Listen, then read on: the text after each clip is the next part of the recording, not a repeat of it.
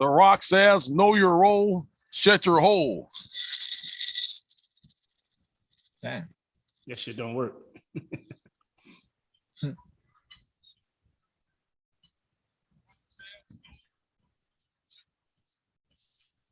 Pop wood shop. Pop should be on there. Yeah, but it worked for them. Oh, guys, that was intro, man.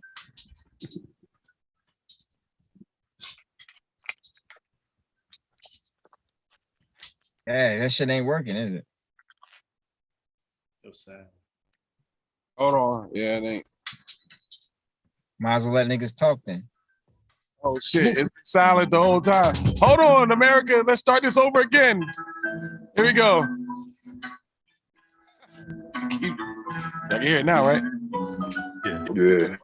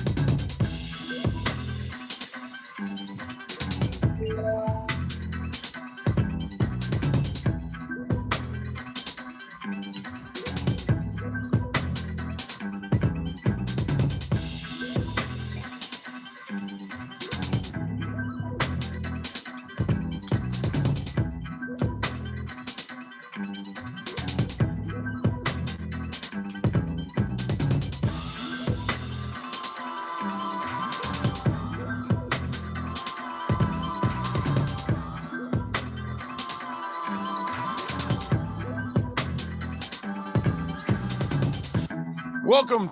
That's right. Ha ha. Who promoted this? Nobody. Welcome to the Straight Up Podcast, episode number 30. That's right. This 11th day, 28th day of November. That's right. I'm DJ Wild Body. This is the crew. Ladies and gentlemen, let's welcome in, as we usually do, Lawrence Howard, Pot, Cool, Ricks, See Me Hustle. Shout out to Brother Ani, Brother Mordeed. That's right, we are here. Thanksgiving weekend.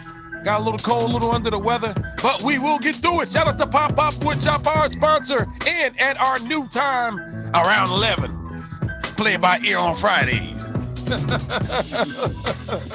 How's everybody doing? How's everybody out there? Shout out to the chat. That's right. Our new time, 11 a.m., trying something different. Please, if you can't check us out live, please check us back out on the playback. We are here. Yes, indeed. Welcome, everybody. How y'all doing, man? Doing all right, man. Good, Sure. man. All right. It's been a good week. Everybody Absolutely. full. Everybody get their food. They you know what I mean? Oh, most definitely, man. Most definitely, man. What they call it? Thanksgiving? Yeah, I think they do. They call it that. I'm just here for the food, man. I'm there for the family and the food, man. Right. Yeah, family and the family. food, bro. That's what it's all about, man. Straight up. Shout out to all my family on the East Coast. You know, your boys on the West Coast all by myself and shit, but it's all good. You know, what I Shout mean? out to the West Coast out there. Nigga, you had turkey by yourself? Made myself a steak. Nah, I ain't had no turkey, man. I had a steak out here. You know? Seem like you do look like somebody put a steak on. That's what's up, man. Shout out to Malcolm. Royalty. I was All gonna right, make a real turkey quick. sandwich and shit. We're gonna get into the NFL scores and also sports. All right, let's get it. All right, NFL scores from week number 11.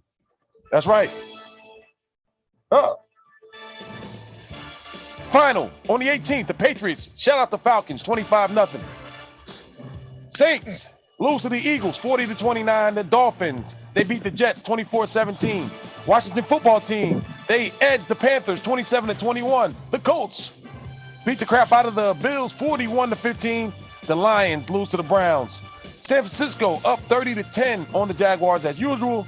The Texans get a surprising win in Tennessee. They beat them Titans 22-13. The Packers, Vikings Vikings beat the Packers 34-31. Vikings down 5-5. The Ravens edged the Bears 16-13. The Bengals beat the Raiders 32-13. The Cardinals beat the Seahawks 23-13. Seahawks slide down 3-7. The Chiefs beat the Cowboys at Arrowhead 19-9. And the Chargers beat the Steelers 41-37. In that Monday night game, the Buccaneers wiped the floor with the Giants 30-10. Damn. 12. All right, cool. I gave your team props. All right. Hey, you don't want to put it that way. You said wipe the floor with them. All right. The Bears, Lions. I don't know why these teams still get a Thanksgiving game, but they do. The Bears beat the Lions 16-14. Lions are 0-10-1. Bears improved to 4-7. Hey, with them poor-ass records, man. The Raiders, Cowboys. The Raiders edge the Cowboys 36-33. Raiders improved to 6-5. Cowboys slide to 7-4. And the Bills and the Saints. The Bills beat the Saints 31-6. That'll Bills be considered 7-4. week 12 there. What you're going into. That happened Thanksgiving Day. I know that's what I just said. Oh, okay. I'm giving you the scores, man. God damn, man. Bills beat the Saints 31-6. Moving along, today's schedule. The remaining game for week 12. 1 o'clock today, the Buccaneers in Indianapolis take on the Colts. The 2-8 Jets going to Texans to take on the 2-8 Texans. 5-6 Eagles go up to Meadowlands, take on the 3-7 Giants. Also, the Giants have let go offensive coordinator Jason Jarrett. Thank the Lord. Moving along, the Panthers today at 1 p.m. 5-6 Panthers going down to South Beach to take on the 4-7 Dolphins. The 8-3 Titans go up to New England, Foxborough to take on the 7-4 Patriots. The 5-4-1 Steelers going to Cincinnati, WKRP to take on the 6-4 Bengals. Wow, the Bengals are 6-4. The 4-6 Falcons, as usual, go into Jacksonville to take on the 2-8 Jaguars, and the 6-4 Chargers going to Mile High Stadium to take on the 5-5 Broncos. Broncos have been sliding. I thought this was a good team. We'll see what happens. The Rams, 7-3 Rams, one of the best teams in NFL, going over to Lambeau to take on the 8-3 Packers. The 5-5 Vikings go to the Bay to take on the 5-5 49ers. Can the Vikings go and beat the 49ers? This game is going to be handed to them on a silver platter. Can the Vikings capitalize? Also, 8:20 game, 6-5 Browns take on the 7-3 Ravens. And the Monday night game, we got the 3-7 Seahawks taking on the 4-6 Washington football team. Moving along, Grambling versus Southern. Thanksgiving Classics. The Grambling Tigers edge the Southern Jaguars. Score 29-26. Both teams are 4-7. With the damn one. That's all people care about anyway in that game. The Eastern Conference NBA top 10. 10, you got the Celtics at 10-10. 9, the Cavs 10-10. Number 8, the Hawks 11-10. The Knicks at 7, 11-9. Hornets at 6, 13-9. The Bucks at 5, at 12-8. The Bulls at 4, 13-8. The Wizards at 3, 13-7. The Heat at number 2, 13-7. And at number 1, you have the Brooklyn Nets at 14-6. Moving over to the Western Conference. You got the Nuggets at 10. They're 9-10. At 9, the Memphis Grizzlies at 9-10. Number 8, the Lakers, 10-11. At 7, the Minnesota Timberwolves, 10-10, 500. At number 6, the Trailblazers, they're also 500, 10-10. Number 5, the Mavericks, they're at 10-8. 4, the Clippers, under the radar, they are 11-8. Number 3, Utah Jazz. This is not your Karl Malone Jazz. The other Utah Jazz, they're 13-7. Number 2, the Suns, 13-3, and we're taking it back to 2015 at number 1 at 17-2, kicking ass, taking names. Clay hasn't even come back yet. It's the Warriors at 17-2. The Warriors, number 1, only 2 games lost this year. Conference 9-1, home 11-1, and away 6-1. Oh my God, the Warriors look like the Warriors of old, ladies and gentlemen. They do. Without Moving along. Dead. All right. Last night, boxing results. You got George Kambosos going against Temelio Lopez, and George Kambosos defeats Lopez via split decision to take all his belts. Man, that was probably one of the Good, greatest fights of the year. I'm glad Lopez lost. He can now move up to 140. Also, Fulton versus Figueroa. That became an instant classic as well. Fulton beat Figueroa via split decision. No, that was You be unanimous. butchering those names. Unanimous. Fulton versus Figueroa. He beat him unanimously to win. And also Figueroa is going to be moving up as well in weight. Damian Haney wants a piece of Kambosos. We'll see what happens, man. Good night of boxing last night. Also the triad fighting. Rampage Jackson, Shannon Briggs. Don't really have a lot of information there, but I know one of the MMA fighters beat a boxer in the ring. Shout out to him. Mike Seals got beat. So that's it. Also, top 25 college football. At number 5, Notre Dame. Number 4, Cincinnati. Number 3, Alabama. Number 2, Ohio State. And at number 1 at 12-0, you got the Bulldogs, the Georgia Bulldogs at 12-0, ladies and gentlemen. And that'll do it for this version Talk Straight Up podcast, sports, stats, and news. Man, that was a lot. Kind of extended. Hey, yo. What's up? Yeah, you know what Floyd Mayweather said about Terrence Crawford, right? What do you say?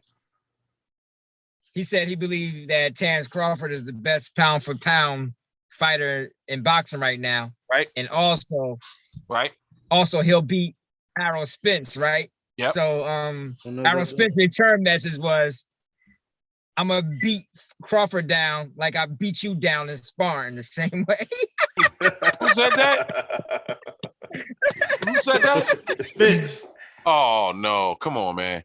You can't. Yo, you know why? Because Crawford kind of reminds me of a young Mayweather, but just with a little bit more offense. Yo, Crawford is a real deal. That dude's a counterpuncher, bro. I take him over Spence too. Yeah, but Spence is a real deal too, though, man. Oh, here we Spence go. is a real deal too. I'm just saying, Spence is a real deal too. I give it to Spence, bro. I give it to Spence, but he ain't no Crawford. Let's see it. Let's see what happened. I want to see. I just like that he said that though. He's like, I'm gonna beat him down the same way I beat you down in sparring. Yo, that's crazy. Wow, that's a funny. What up, JB Swift in the building? What up, JB Swift Production? Shout out. Check him out on Bandcamp. Good, what's good, baby? Hey, yeah, but so who we got in this fight? Swifter, we got Spence or we got Crawford? Who we got? I got Crawford, man. I think Crawford comes up. Too early to say. I want to see him make the fight though.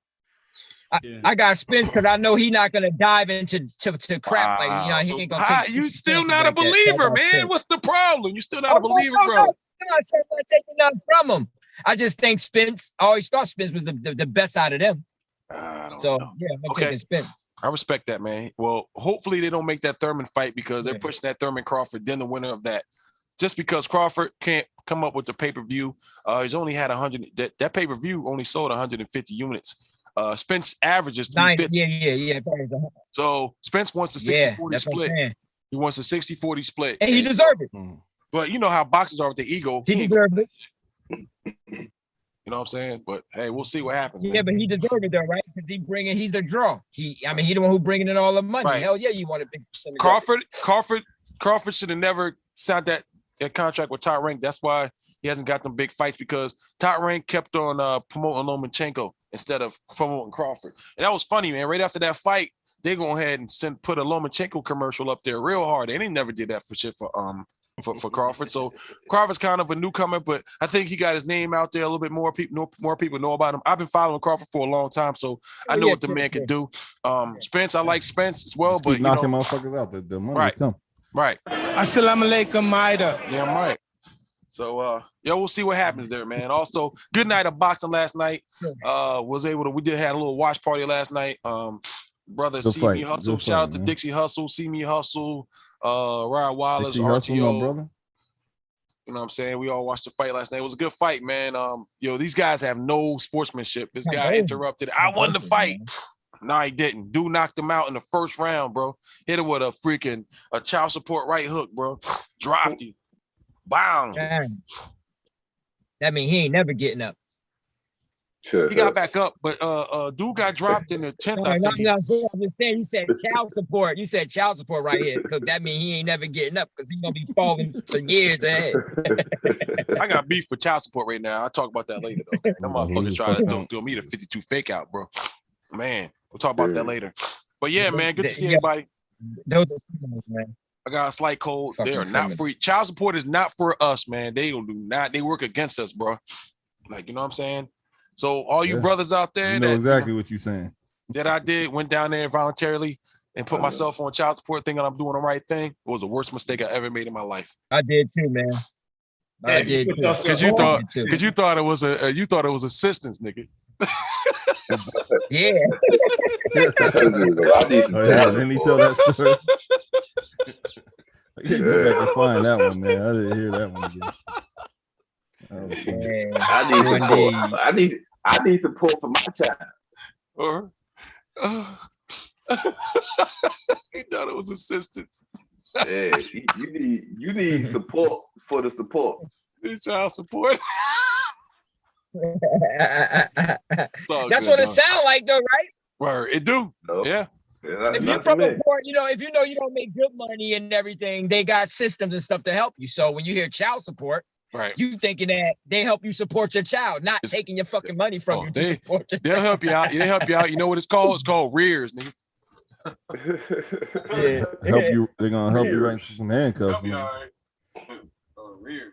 Oh But man. yeah, but Ooh, that's But I another day. respect them that's at a all. whole I have no nother respect show, for man. them. Word up, it's a whole other That show, could be man. going for hours, man. Word up. Hey, man, welcome Cool. everybody here once again, man. So we want to talk about our main topic today, man. So this one comes from the brother See Me Hustle. He's been gone for a while now. He's back. So the question is, what would you tell your 21-year-old self if you can go back and talk to your 21-year-old self? What would you tell yourself? Focus. Me, I was 21. I was getting ready Oh, go ahead. to have. I think my daughter was actually born. I was 21. Let me see. I'm 44. I'm about to turn 45. Actually, she is 23. So yeah, that's about right. Matches up right. Yeah, man. I was 21. I didn't join the military. I joined at 22, but I was beginning to think about it because I was at a place. I just didn't know, like, you know what I mean? Like, I got a child coming into the world and shit. You know what I mean? I was mad young. Looking back at it now, Right. I was mad young. I didn't know what the hell I was doing. My family used to say when my daughter was born and shit, they were like, stop carrying her like a football. They said I carried my daughter like a football and shit. You know what I mean? Oh shit. I don't even know what that means Damn. now, but I just had no idea apparently how to even carry a child and shit in my arms. and Scott shit. Harley. And, Look like a football player. So shit. That's probably why. yeah. Nah, I don't know if that had anything to do. I just didn't know how to carry a child and shit. So, but yeah, you know what I'm saying? Like I was young, and I was just starting off in the world, but I didn't know how things was gonna work out. Obviously, you don't know how things is gonna work out. Right. At that point in time and shit. You know what I Right. mean? Like Now you if know. I knew that I would be in the position I'm in now, I would tell myself, hey man, just you're on the right path. You're on the right path. Just, you know, gotta work out some kinks and shit. You know what I mean? Take some of the money that you make and invest that shit. You know what I mean? Maybe Okay. when you're 44, you'd be a millionaire instead of I don't know, what am I now? 1,000-aire or some shit? You know what I mean? All right. Whatever. All right. Whatever that is. But yeah, I would definitely invest. Would be the number one thing I tell myself. Invest. And I worry about the girls and shit. You know what I mean? All right. Yeah, that's what I would tell myself. That's everybody's Achilles heel right there. Yeah. Right. Right. Women come. Women are icing on the cake for you, bro. For Right. Yeah. That's what niggas should have been thinking right there. Right. What you just said. It's not the primary reason for existence. But our Right. hormones are different when we're young, man. I would have told myself, wrap it up. Yeah. I would have said this. I would have said I didn't stay wanna away get from into that females conversation. and focus on your goal. Yeah, focus. That was the main Focus issue. is dope too. Yes. Focus. Concentrate DJ Rec. on focus. Right. Yeah. What would you guys in the Yeah. chat? What would you tell your 21-year-old self? DJ Rec, JB Swift. What would you guys tell yourself, your 21-year-old self? I would tell myself stop drinking so damn much. Slow that shit down. Word. one- Oh man, Yeah, I was bad yeah. when I was 21, bro. I was that. Yeah, No, yeah. man. I can't even front. Yeah. Man, I was drinking heavy. I had a drink from 21 to 36 easily every day. Hours. Yeah. Yeah, it's about the same. About the same. Y'all Yeah, just about the- alcoholic? I had to stop, bro. I had to stop because I was in the Navy, man. I got so bad, yo. I was showing up to work like in the morning, like you know what I mean, 7:30 in the morning, still fucked up, yo. Weed rig. Yeah. we Still should do fucked that. up. Motherfuckers used to I take me in stopped the because that shit airplane. tastes like piss. Motherfuckers used to take me in the airplane Yeah, to I like the feeling. breathe the oxygen Breathalyzer? and shit. Damn. Yeah, because white boys and shit, because you know white boys always do that shit, but I wasn't like that. But then I started getting bad like Man, that. Like I got tore. I used to fall asleep in my PTs, man, because I come in drunk, like 3 hours of sleep to go and get up 6 in the morning and run. Yeah, I'd be so drunk. I could never do that today, man. nah. I done- Running I got still drunk. that feeling, man. Waking up with that feeling in the morning. That Oh. shit got Yeah, it's got fucking hold of me, feeling. man. I was like, No. nah, this ain't it every morning. This ain't it. Nothing like it, man. There's nothing like it. Running and PT when you still Oh, yo, we I should- used to stop drinking sometimes, man. I remember looking back, I used to stop at like 3:30 in the morning. Like, man, I gotta be to work at 7:30. Then you tell yourself dumb shit like, man, you know what? I might as well not even go to sleep, man. I might as well just stay up. Because if I Wow. sleep, yeah, you know what I mean?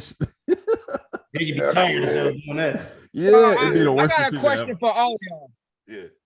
I got a question for y'all, man. Like, why did y'all drink a lot? Because that shit, it never enticed me. It never. That shit just tastes like piss. And It's a dumb decision. It did. I obviously. couldn't grasp it, man. Why did I It's drink? like Huh? it's like a party. It's like for when you social, you party. You know, Right. you're having to drink. Everybody's enjoying themselves. But for me, when I had to check myself is when I was in the house. I wasn't being social. I'm just drinking by myself. CX producer, what up?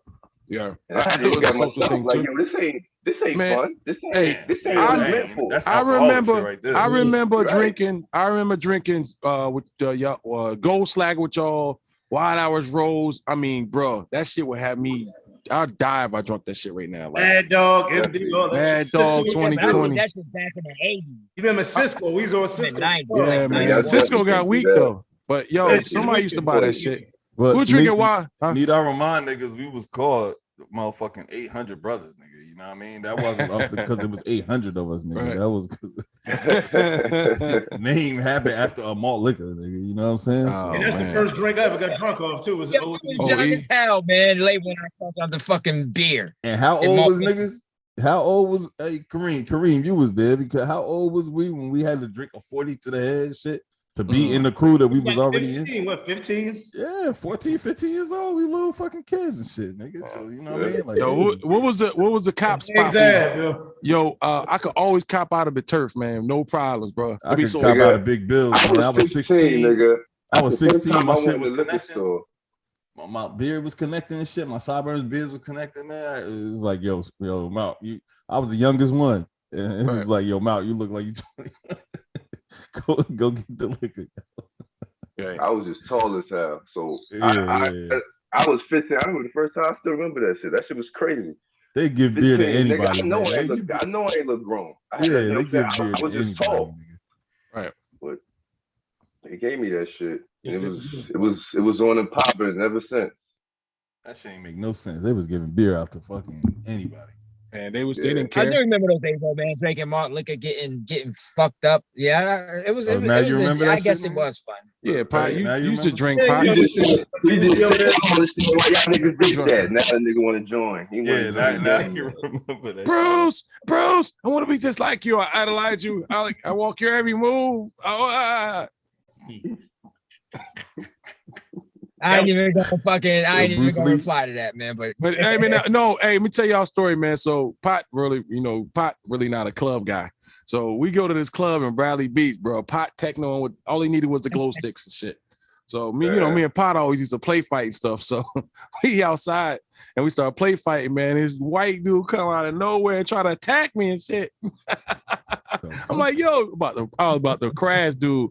Pot like, yo, ho. One of Pot little followers and shit. Pot had Y'all was at a rave, man. Y'all was at Oh, a he was rave. back in Potter? dude was about to go to the death for Pot, bro. I don't know who this guy was to Who this was this day, guy, bro. Pop? I don't know who the guy. Pop like, yo. nah, man, it was that I Aaron was was about to fucking crash with that me, and dude. niggas was ready to fuck him up. I'm like, fuck.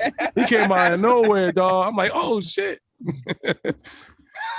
I had why- to slow him down because I knew Aaron was gonna beat him up if it went down to the 2. But I did appreciate that he was looking out for me. You know what I mean? Yeah, he did. Yo, That's why Pot think he's so tough. He got Yo, backup and shit. that dude was loyal, man. He probably out of Pot the kind of blue dude. and Pot met the guy like 2 hours ago. Pot probably didn't holler at him. Dude sold on him. Like, that's my dude, man. I fight to the death for this guy. But yo, Pot in there raving and stuff, bro. Pot, man. That's that. I like to see Pot out like that, man, because Pot ain't no club type guy. Anti-social and shit. Pot, I don't belong in one though, because I probably would have gotten a lot of shit getting drunk. Though, Hell man. yeah, That's you why would've. I'm Absolutely. glad I didn't.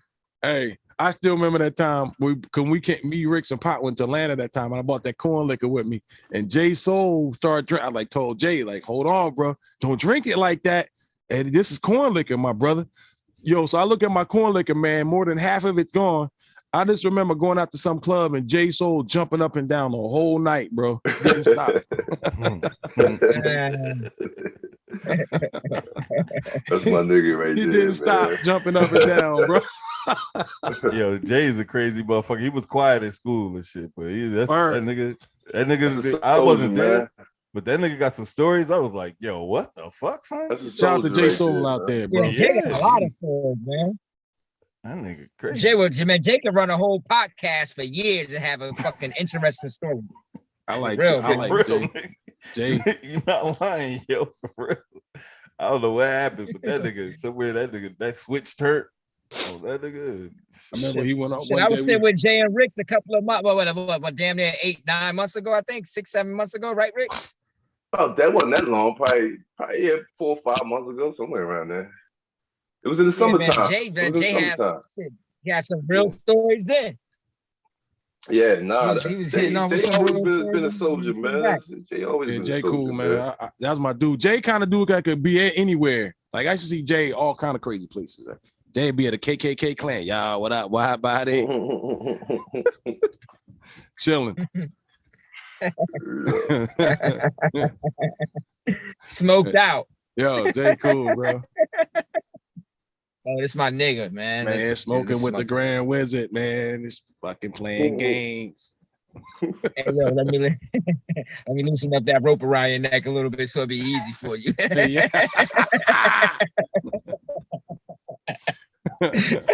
Jay be laid back and shit. Nigga be getting hung. Jay be like, let me loosen up the rope, make You know this death a little easier, dog. You know who was like that too, man? Our son, bro. I remember one time I went up. I don't know if you was home, man. I went to your attic, bro. No, I think we was together. We went somewhere, come back upstairs. Our son in the cuts in your attic, bro. In the midst of darkness, bro. Like, where the fuck he come from, man? You know, he's dark anyway, man. That shit was crazy, bro. How long you been there? That was crazy, man. So everybody been in that attic, man. Ricks, shit, everybody been up in that attic drunk before, I've been man. there a couple times. Yeah. Attic was a spizz out. Nigga. Couple Fucking times, attic, couple dog. Man, Kareem, man, that was the fucking home. That was our home, man. Right. Damn, that was Playing the love fucking shack. Tekken. That's when Tekken first came out. Everybody was playing Tekken. Damn, that was the love shack. That's when yeah, man. Yeah, I had a lot of fun in that attic. Yeah. Right. Huh? I said, yeah, was some fucking going on in there. We had a couple of them up there. Yeah. Hey, let me ask y'all, man. What are y'all thoughts on immigration, man? I want to know your thoughts on that, if you don't mind. Was the Afghanis? No, just You talking about Mexican? Just immigration. Period, man. I mean, it could be anywhere, but immigration.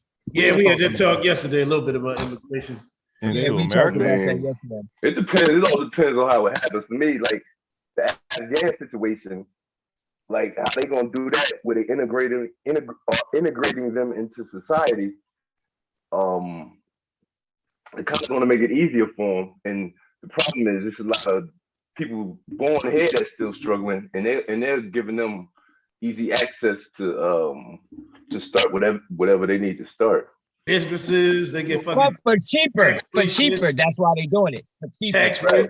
They don't even got to pay taxes for what I hear. Yeah, I never understood that, man. You see so many like I used to see the Getty station up there off by wire going towards the high school, man. Every like 5 years I see a different setup of I don't know where they are from. They'll do good brothers, man, but They look like they change ownership every 5 years, man. It's like a whole new crew of people in there, and you probably go in there now. They're still freaking rotating people in and out, or hotels and stuff like that. They must get. I heard they get some kind of tax break or nothing, but I don't know to what extent. But you know, They get grants and things of that nature. Not saying we can't get grants. It's just you got to know what to apply for and all that, which a lot of niggas don't. But it's just they're giving them information up front and telling them how to maneuver within, the society or whatever. And people have a problem. But you know what? That's all criminal, man. Say that again? But it's all criminal, man. We shouldn't accept it, man, because it's all criminal, man. All that shit is criminal activity, man. Yeah, how this shit all played out. I'm sure it was some things, some behind the scenes things we don't know about. Undefeated shit. They take our jobs, man. An agenda. I don't know about that. Our value has rise. Our value has rise. That's the problem. Our value has rise, and they don't want that value to rise. You know what I mean? So they replace us. That's what you do. When a motherfucker working at a job too long, you find a way to get rid of them. So you can hire another motherfucker to pay them less. That's basically what this whole country is the modem. That's the modem. Yeah. That's why they was using to me, they was using free lunch for that same reason. If you don't do this, you got to leave. People that's been at these jobs for years, but because this minimum wage thing went up, and these people were making probably around that money now. So you got to pay them more because they was making more than minimum wage. Now, you know what I mean? So this is how we do it. We find a way to flush those people out because they're going to want more money because they were making more than minimum wage. And they expect to be still making more than minimum wage because their jobs are different. Nobody wants to get paid the same amount of money to do all this extra work for a person that really don't have to have too many responsibilities and get the same benefit out of it. So that's, in my opinion, why they try to flush people out their jobs so they can replace them with the new wages, because they know those people are, they have to live up to a higher, raise standard because their job and what they're doing. Man, so, bro, they got some fast food spots, I believe, up north that $15 an hour starting, man. McDonald's, bro. Yeah, but you got managers making like that much money and shit like that. What happens to them? That's what I'm trying to say. Man, fuck me. They gotta be paid more to run the shit, to run the whole thing. They want more money because their job is much more extreme. So are you pro immigration or are you against it? Man, I don't care about immigration really, man. It ain't got nothing to do with immigration. It's got something to do with these damn criminals, man. These piece of shit people who call themselves running the country. What about That's people all I'm saying. What about people that come across the border with records and murderers? I don't care about none of those people. I mean, they can do whatever they want to do. I'm playing devil's advocate. Their fault. It's not their fault. I don't blame anybody but the motherfuckers that's allowing has the plan to orchestrate this thing into their favor. Right. Those are the motherfuckers that's the problem. Okay. You know what I mean? Right. And people are just trying to escape, you know what I'm saying, with their end. You know what I mean? The hard shit their ends. Like say for instance, the Mexicans trying to cross the border, they try to, you know what I'm saying, they got this idea in their head, the American dream. And they're trying to move into a better situation. Right. So they're trying to get hit. Right. Which it ain't just Mexicans, bro. Just use that as an example. Yeah. I just use one as an example. People just want a better life. Right. And that's what America sells. So obviously you want to make a better situation for your family. So I get that part of, the American dream and people wanting to come here. Right, like, but the point how they how they put everything, how they play everything, how they put people against people, and how they play everything. It's corruption behind that. Like they're making situations. Right. I think deep down, a lot of people that say they're against it, they actually want immigration. I mean, they want people to, you see these. Yeah, that's a human thing. You want everybody to do better. I mean, and it can be better, Rick. No. They don't want that. I mean, the whole underlying. As a human. As my. I'm not talking about. Yeah. I'm saying as a human being, a person, a hue. Yeah, of course. But Peace. How y'all brothers doing? So, First off, CX the producer, welcome. Brother I'm Mordee, like, I'm trying welcome. to figure out, like, What up? What up? I'm like, Hey. all hey, right. the whole thing is the browning of the United States. That's the whole thing. You understand what I'm saying? They do not want to see them become the minority in the United States. That's the whole thing behind it, because immigration is only good when it works for them. When they're coming from Europe, Germany, Ireland, Eastern Europe and places like that, that's cool. You know what I'm saying? But when you start mixing all these brown people in there, whether they're Mexican, Haitian, or whatever, if they're not of European descent, then it's a problem. Plus, that's just the bigotry and racist aspect of it. The other part of it is a lot on a political sense. They feel like if they're coming from South America, they're going to vote Democrat. When actually it takes years for you to actually become to become a national citizen. That just don't happen overnight. That could take up to 10 years. You know what I'm saying? And they just don't want it to happen because, like I said, it has a lot of racial aspect to it. You know what I'm saying? Like I said, it has a lot of racial aspect to it. I mean, immigration behind it. Yeah, well, immigration only good for them. You know what I'm saying? And what I mean is, it's no different. I'm going to use the analogy of gentrification. When they want to gentrify a neighborhood, that's cool. We don't like it at times, but that's cool. You understand what I'm saying? So the same thing is with this. They don't want the browning of America. That's what it is. That fear they definitely don't want that. Yeah, that fear of, because they might do to us what we did to them. That's the whole thing behind that whole theory of all that.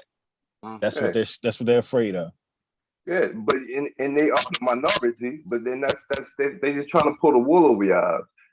They're the minority in the world. They definitely the minority in the world. Yeah. So they have to have corruption in everything they do. There has to be. Said, you know what I mean? They said agendas. Over 4,500 Afghans were resettled in the United States between. That's nothing. So I guess their economy is collapsing or something like that. The Afghans. Well, I mean, the Taliban who took over Afghanistan. Yeah, the Taliban. As soon as the United States pulled out, Taliban assumed control. That 4,500 immigrants is nothing compared to a country of 316 or 320 million people. That's nothing. You know what I'm saying? But they took those Afghanis with an agenda. They're not doing it from their heart. Like, oh, we're going to save the Afghanis. There's an agenda behind that. Why they took babies? They took babies. Go ahead. They had to do it because they had to do it because the NATO countries that were in Afghanistan, each country took some of those ones. Because see, some of those people that they were taking out were actually people that worked with the United States against the Taliban. So when the United States pulled out, they're like, well, you gonna just leave us here after we've been working with y'all? They're gonna kill us. So Germany took some, this country took some, United States supposed to take some. You understand what I'm saying? But 4,500 people, man, that ain't nothing, man. That ain't nothing. That's nothing. 5,000. Just, hey, come on over here. integrate them into society. That's the thing. Like I said, that's what a lot of people are having issues with. How quickly they're integrating them into society. That's the issue. You take any Arab speaking person from any of those countries, and you throw them into any city, any city where they got Arab speaking people, that person's going to blend in. Yeah. I agree. And plus, this ain't our country though, so we really are irrelevant to our opinions too. So this basically is ran by, the whole different manifestation. You know what I mean? So It ain't like, you know, that's why sometimes when I hear it's like we speak as this as our home and as our country. It ain't your home or your country if you can't live in peace in your home, in your country. You know what I mean? So it's basically theirs. They do what they want to do with it. You know what I mean? So it's like you allow them to do that when it could be yours, but you know what I mean? You allow them to orchestrate your living and everything. And basically we at this point, you know? So you gotta think about it on you know, on a lot of levels, because the power is delusional, in my opinion. It really doesn't even exist. It only exists in fear. Yeah, fair. That's fair. That's what it's about. That's how they keep in control. So it's really our fault. It's really our fault. Yeah. It's our fault for allowing the fear. Yeah. But yeah, they great flood or some shit like like Noah shit, and everybody start over, because right now the mentalities and all that shit ain't gonna change. You know the crazy part. You know the crazy part about all this is that I'm talking about, you know, us as Black African American people. I remember in 1993 when they said, "Oh well, African Black America is only 13% of the population," and that was in '93. So it's 2021, and you mean to tell me we're only like 15? You know what I'm saying? Like, and I know that in most Black communities, we, you know, when we're kind of misinformed about the census and everything like that, right, you know, we tend to shut the door on people when they're coming to take census. You understand what I'm saying? And but I kind of believe that you know, the levels of government are different. I live in the DC area. My family worked for the government as well. My father did as well. And a lot of things that be happening at levels of the government, certain parts of the government do not know. You understand what I'm saying? Like, they do shit and the other ones don't know. And I kind of think that you know, a lot of the census stuff been manipulated so much. You know what I'm saying? It's been manipulated to the point, because, you know, census has something to do with how much money gets to that district and this, that, and other. You understand what I'm saying? So it's manipulated. Yeah. And I think that the population of Black Americans have been manipulated so much to qualm the fields of white America. You know, that's the qualm. Actually asking to pick the corn. Asking to actually pick the corn instead of being forced to pick the corn. You're asking to pick the corn now. Because everybody believe it's a statistic. They give statistics all the time. Everybody just go with it. It's over a certain percentage in America that got this. Everybody just believe that dumb shit. Numbers. Number game. It's a number game. Big number game, man. Half us got corrupt. Everybody believe that shit. I mean, well, you can't just say statistics on one thing and not say it on other things. The whole Western Hemisphere is built on statistics. It's a statistical society. You know what I'm saying? You know what I'm saying? Don't get me wrong. Numbers can be skewed. Can be. Yeah, I'm about to say, and a statistic is actually it could be an opinion, or like you said, it could be a number that doesn't exist. Because sometimes, when we listen to stuff like whatever the fuck that shit, I can't even say the word. Go ahead. You know, you trying to say a word, you put it right. But I'm just saying, like, they give us information on things that really have no true structure to it. You know what I mean? It's basically we going on either a lie or an opinion, because basically everything is based on opinion anyway, because shit change constantly. or you might have missed something. So it's kind of still an opinion to me. You know, they're distracting. So people make. So I don't know, man. So what's the solution? The solution is these. Great question. There's always been a solution. It's never going to be an answer to that. You know what I mean? That question and shit when you get into subjects like this and shit. But here's my solution right here. You know, the only statistic that matters to me is one. And it's the small only statistic I worry about. What? Which is one? Me. Him. He only care about him. He don't care. He'll drop the bomb on I the whole don't care universe. He about don't it, care. but here's what I can do about it. Y'all ready for this? Here's Yeah. what I can do about all the shit that y'all just said. Come on. Nothing. Not a motherfucking thing. Let me tell you something. Here's what I can do. That's your opinion. Here's what I can do about that statistic I was just talking about. About one, everything. All right. That's true. I like that. I like I that. You do look at everything about Miley what's going Cyrus on like with that. me. I got total control of that shit. What control I got about what anybody else in this world doing. That's what, you know what I mean. When I was bringing up the whole, what would you do? Tell yourself at 21. There you go. Worry about what you got control over. I would say this as a person that when I grew up, I was in the streets real heavy, doing street shit. Didn't give a fuck about this, that, shooting motherfuckers, got shot, all that wild shit. Did time in prison, all this. I ain't give a fuck about nothing. Nobody, your mother, your father, your sister, your brother. I ain't give a fuck. I would light the whole house up. And I come from a family of Muslims. And as I really got in tune with myself and I see how fucked up and that shit was wrong as hell. I thank God that I'm here. Mm-hmm. But you know, to have an attitude, not saying you, bro, not saying you, don't take this in the wrong way. To have that attitude of we the same one sitting back decrying about these little youngins that's lighting each other up because they don't give a fuck about nobody but themselves. You know what I'm saying? That's the attitude they have. I think they don't care and it about takes themselves. time for people. I think I think they don't care about themselves. They don't care about anything, including themselves.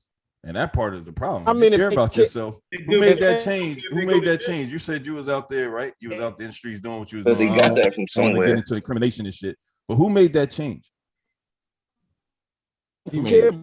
You don't have no breaking up, CX. Breaking up. But my point is, somebody had to make that change for you to get up out of there. And I don't think nobody in the world could make. If I was out there or whatever I was doing, nobody could make that change for me. That's a change I had to make for myself. But people need help though. Everybody may not get it. Right. So you may need an elder or someone in your community, someone, family, whatever, right, to drop those Jews on you. Like, what the fuck you doing, young? Like, yeah. But how many people listen to that shit in that predicament? How many times did my man? I don't know if he's still they may not listen at the time, but it may hit them later on down the line. So you can never give up. And then that brings me back to the point again: is who actually makes that change? Who makes the change? I mean, you make it change. Exactly. I mean, people can tell you what you want to tell you. Motherfuckers could talk till they blue in the face, and we all know that shit. You know what I mean? But some people you do talk to, you do make a change. Just like compassion. That compassion is a big element in there. Like, as I got older, I'm more compassionate to things. Somebody could come in and light up a whole fucking store of innocent bystanders and people that did nothing to nobody and don't lose a wink of sleep. That type of shit ain't right. You know what I mean? Right. It ain't right. So you hope that somebody that's doing that one day will start having compassion. Like I always said, man, the same people that help destroy these communities are going to be the same ones who are going to have to help build it back up. Starts with them because they got to go back and feel like, hey, man, let my wrongs right. I just can't get into the whole. I can't get into the whole hope thing. Go ahead, Dre. Go ahead, bro. What was the purpose for the act that you call evil or whatever these people doing, shooting up stores, whatever? Why would the universal source, God, whatever you want to call it, why would it allow something like that to happen in the first place? Shush. Man, you got good and evil. Everybody's all over the world. It's been happening since the time began. We've been destroying ourselves. Yeah, it's not gonna happen. Why it happens? Consciousness. So, with that being said, is it safe to say that there's a purpose in this level of destruction, whether we like it or not? Yeah, it's good and evil. There's always a purpose to any action. So that's a yes. To a coin. So that's a yes. There's purpose to destruction. Mm-hmm. So if you're out there in the streets doing whatever you're doing that's considered evil and causing harm to people, would you say that that's serving some level of purpose in the bigger scheme of things? Probably. There's always I don't know. always a picture to be drawn. That's how I say it. It's always a picture to be drawn. So But these are abstract. You understand? These are Does it abstract have things that we're a talking place and purpose for existing? Is the question I'm asking, because we're talking about, you know, what's right and what's wrong, but we're not entertaining the reality that they are occurring, and they're occurring for a particular reason that's beyond us. Right, because we have the answers. We, you know, I think I know it's not a popular answer, but yeah, it does have a. It's okay. I mean, it's uncomfortable to just deal with the reality, but just say it. I'm not asking for a definitive answer. I'm just asking for some common sense to say, hey, if it exists, it has to have a place and a purpose in this universe. And if it does, right, then man personally gets to dictate if it's good or bad to them, right? I think will each say individual this. person has to dictate that. I will say this. I just said that. I will say this. You know, I always said people are gonna be sacrificed in order for some people to live. That's just the way the universe works. And a lot of times, you know, I can only attest for the times when I was there in the street doing what I was doing. We would have no qualms with no civilians. It'd only be people like us that's in the game. And we're destroying each other by getting each other off the street. You understand what I'm saying? Yeah, right, and so the civilians, so the black people could live. Now, I'm not saying that some civilians don't get hurt in the process of that or nothing like that. And what you're saying is, does that destruction have a meaning? To an extent, yes. But a lot of times those are man-made. Ain't no breaking up, crazy. Breaking up. Damn. Man-made. Well, my whole thing of looking at your position in the world and what you offer. Smooth said his concern is more or less himself, because he can govern himself and he has more control over that. Anything outside of his control, he really doesn't too much worry about that. And there's nothing wrong with that. But at the same time, he's still subjected, like we're all subjected to, you know, situations that are bigger than us, that use us as tools to push a further agenda that's bigger than your personal ego. Right. Self-preservation is rule number one in the game, because that's just embedded in our DNA. You got to preserve self first. That's the rule. Yeah. In preserving self, you preserve your ability to serve a purpose bigger than yourself. In other words, you're nothing dead to me. You have to be existing and alive to me to serve an agenda in this particular dimension right now. So crime and youth being out of control on the surface, shit's fucked up. And we talked about this last night. It's out of control. Yeah. But let's look at why it exists and where it's catapulting us, where it's pushing us, because it's a catalyst. And I think once we do that, we'll have a better ability to digest why some of the most heinous shit exists on this planet. And as long as we stay on the surface, we don't really get to the heart of the mechanics of what's pushing this big ass wheel of whatever you want to call it, yin and yang, forward consistently. And we all play a part in it, whether we want to accept it or not. So let's not create self-imposed prisons for ourselves because we feel like we're not a part of something bigger than ourselves, because we are. That's the ultimate level where you speak on. It's called interdependence. Right. Yeah. And that's why we're talking right now. That's the reason why we're having this conversation, is because we're trying to.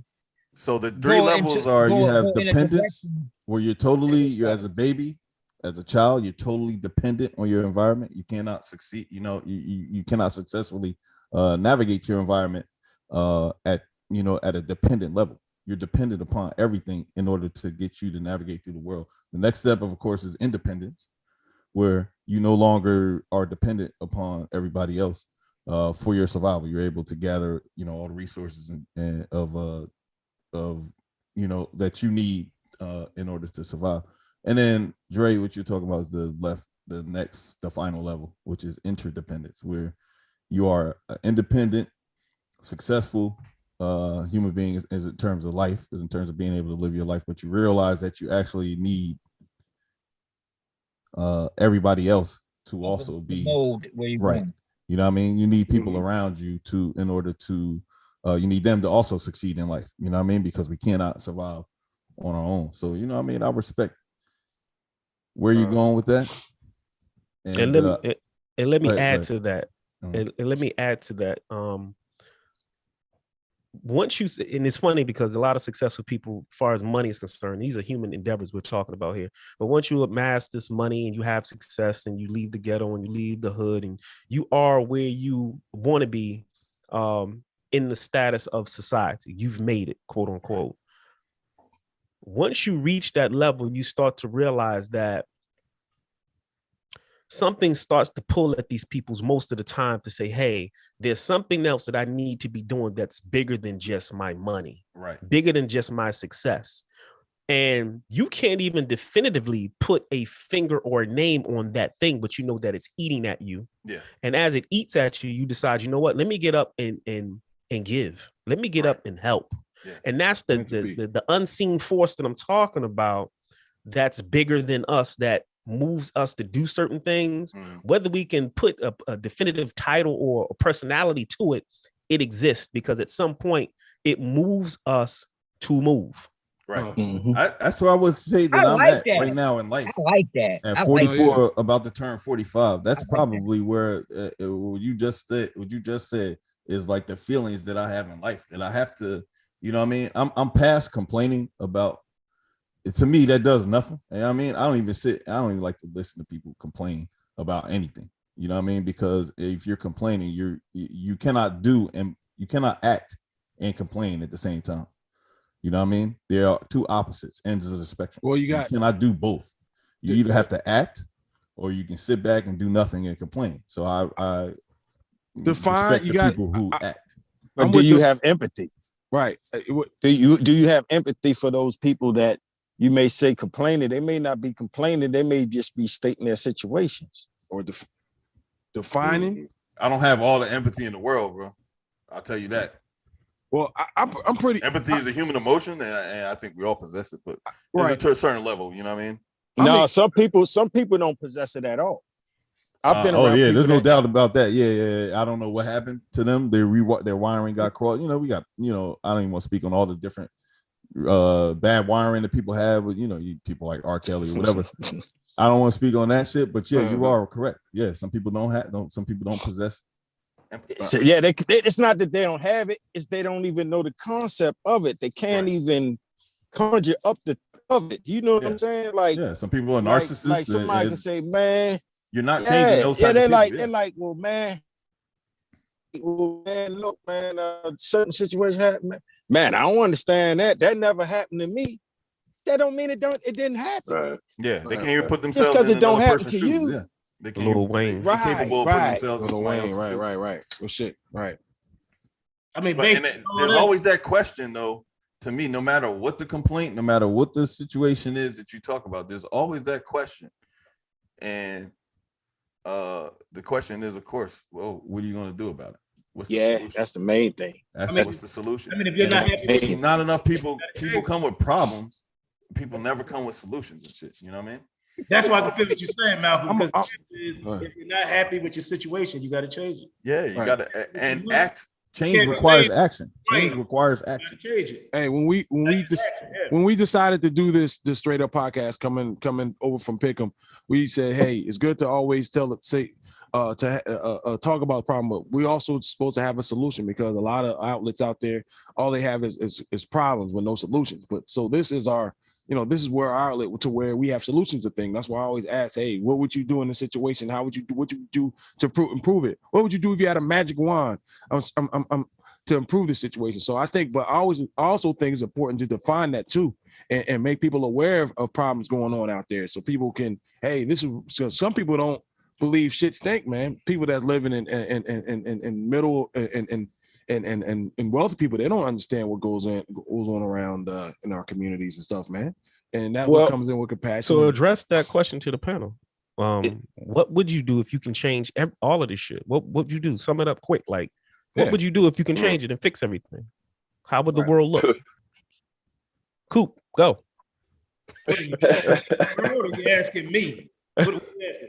Huh? If you could fix the world, brother, what's that? Yeah, if you could fix the world, how would you fix it? Right, quick. Shit, we're in poverty. How are we in poverty? You asking me? Can't give that right now. That's No. I'm not saying how you end it. I'm saying if you could, like he said, if you had a magic wand, what would you make go away? What would you do in a perfect world? Poverty. There's no such thing as a perfect world, man. We already know this. That's we're entertaining infinite magic. No, y'all thinking too deep. Right. We're entertaining infinite thought. So just whatever it is to you in your universe, throw it out there. I can tell you this. If I was president, hypothetically, if I was the president of the United States, I know I'd get assassinated because no, you wouldn't. Not in your perfect world. This is going to be very controversial. People will be in power, man. That's all I and yeah. This is what will be very controversial, and no one would like me. But cigarettes, alcohol, all drugs will be gone, bro. I take it all out. I do away with all that shit. Wow. So that's how that's how you would fix it. To me, yeah. And yo, this is my own statistic. This is my own statistic from living 44, almost 45 years of life. All issues, I don't want to say all, but 90% of issues have some kind of involvement in all of the three, in my opinion. My people would be in power. If I had my magic wand, people who look like me would be in power. We are in Africa, man. Several That's spots. not nice, man. That's not necessarily true. Yeah, You can't say that. Wait. This is Rick's. This is Rick's unfiltered thought. Let him have that. My people would be in power. With the country Africa, it would have not been raped. Continent. Yeah, excuse me. It would have not been raped. My people would have been in power. I think the shit would have been much different. But we had the conquerors who took over this shit, and you have oppressed people. Not saying my people wouldn't oppress people, but it wouldn't be. I don't believe it would be to the magnitude that they've done it to. It would be more of a spiritual, worldly connection. Okay. I will have this, Lawrence. Somebody kept interfering, man. I couldn't hear him. Perfect. That's your perfect world. No interference. A cocoon, bubble boy. I think a perfect world. We have a little bit of perfection and we have a little bit of chaos, and we put it all together and we keep going forward with the knowledge that we have received from that experience. So I say yin and yang for you. What about yin and yang, bang bang. Balance. Mr. Ford. I think that poverty and disease should be eradicated. Nobody should have to die from a disease, any disease. But that comes from ignorance, though. Most of the time. Wait. Let him. I say that because when you sit there and watching a 7-year-old or 3-year-old die of cancer, and you're sitting there, somebody you loved or something wake up and then they're, stricken with a disease. Somebody you close to die from a disease.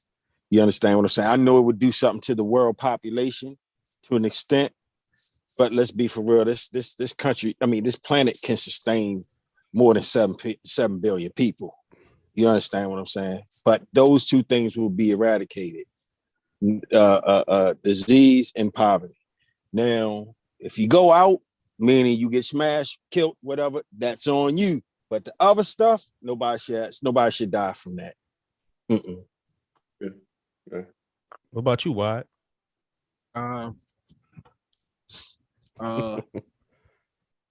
Equipment for everybody. Wave up. If I can wave a magic wand. To me, it starts with with guns and shit, man. I think the wrong people have guns, and how would I go about trying to stop the spread of guns that people that shouldn't have it? I think that will slow it down. And as far as like money that municipalities get for schools and shit like that, we know it's obvious that inner city schools or private schools don't get the same amount of money as say a county that don't need it. So I think it starts with the schools and what we're teaching these kids and how we're raising these kids. Also, people in the home, man. You know, you could flock your sheep from afar. You know, I'll do it, but I think it starts there too. Education and guns, man. Fucking get a grip on that. It's a business, man. It's a business, man. There ain't nothing about making society better. It's about how much can you drain out of society for your own, you know, for your own luxuries and you know what you want in life. And that's basically the mentality. Greed. That's the mentality from all. That's what all you're talking angles. about. Greed, and that shit ain't gonna never change. You know what I mean? No matter Yeah, how that's much money you Philanthropy inject too, into- man. Philanthropy, real shit. Philanthropy, man. Share the wealth, man. Pay it forward. You know, that comes with compassion and all the other shit too. Pay it forward, man. Share the We wealth. have a greedy ass society, man. You I know? know. Yeah, this I is think this about- capitalist. This is a capitalistic society. So Yeah, capitalist society. That's what happened, man. You Capitalize off your You answer the question, Dre. capitalizing Hey, off. What would you do? You answer the question, Dre. Everything that I didn't hear the everything question, that but go ahead. everything that the panel gave eliminated what they felt like would be the most important issue to bringing about some equilibrium. But at the same time, a lot of other ingredients that were left in the pot that's gonna still produce the same result ultimately down the road. I wouldn't change anything. The reason why I wouldn't change anything is because from my spiritual teachings, one of my elders used to always say, God is not perfect. God is, and keep in mind when I use the term God, I don't want, most people go to a personality or being or something like that. But when we use the term God in my particular circle, we're talking about source and source material, the all. And the all is not perfect in the sense of how humans want to conceptualize it in their own mind, but the all is perfect in its process of perfection. I'm going to say that again. The all is not perfect, but it's perfect in its process of perfection, meaning God is perfecting itself as it goes through the motions of creation. So everything that we're going through is a process, and that process is leading us to a level of perfection. And we have to go through this process of imperfection to get to where we need to be. There are no mistakes in the universe based on ancient text. Everything has its purpose and its place. And the thing is that once you take that purpose out of creation, that everything is perfect, there's no reason for creation to exist. Once you take struggle out of creation or duality out of it, there's no reason for it to exist at all. So we have to have all these modalities. Yeah, we have to have all these modalities going on that we either like or dislike to propel creation forward. As a human being, we take these things and we personalize to say, I like this, I don't like that. This is bad, this is good. She fine, she ugly. This smells good, this stinks. That's all human perspective. That's all human perspective, but it's based on universal laws that are basically the catalyst to hold this whole creation shit.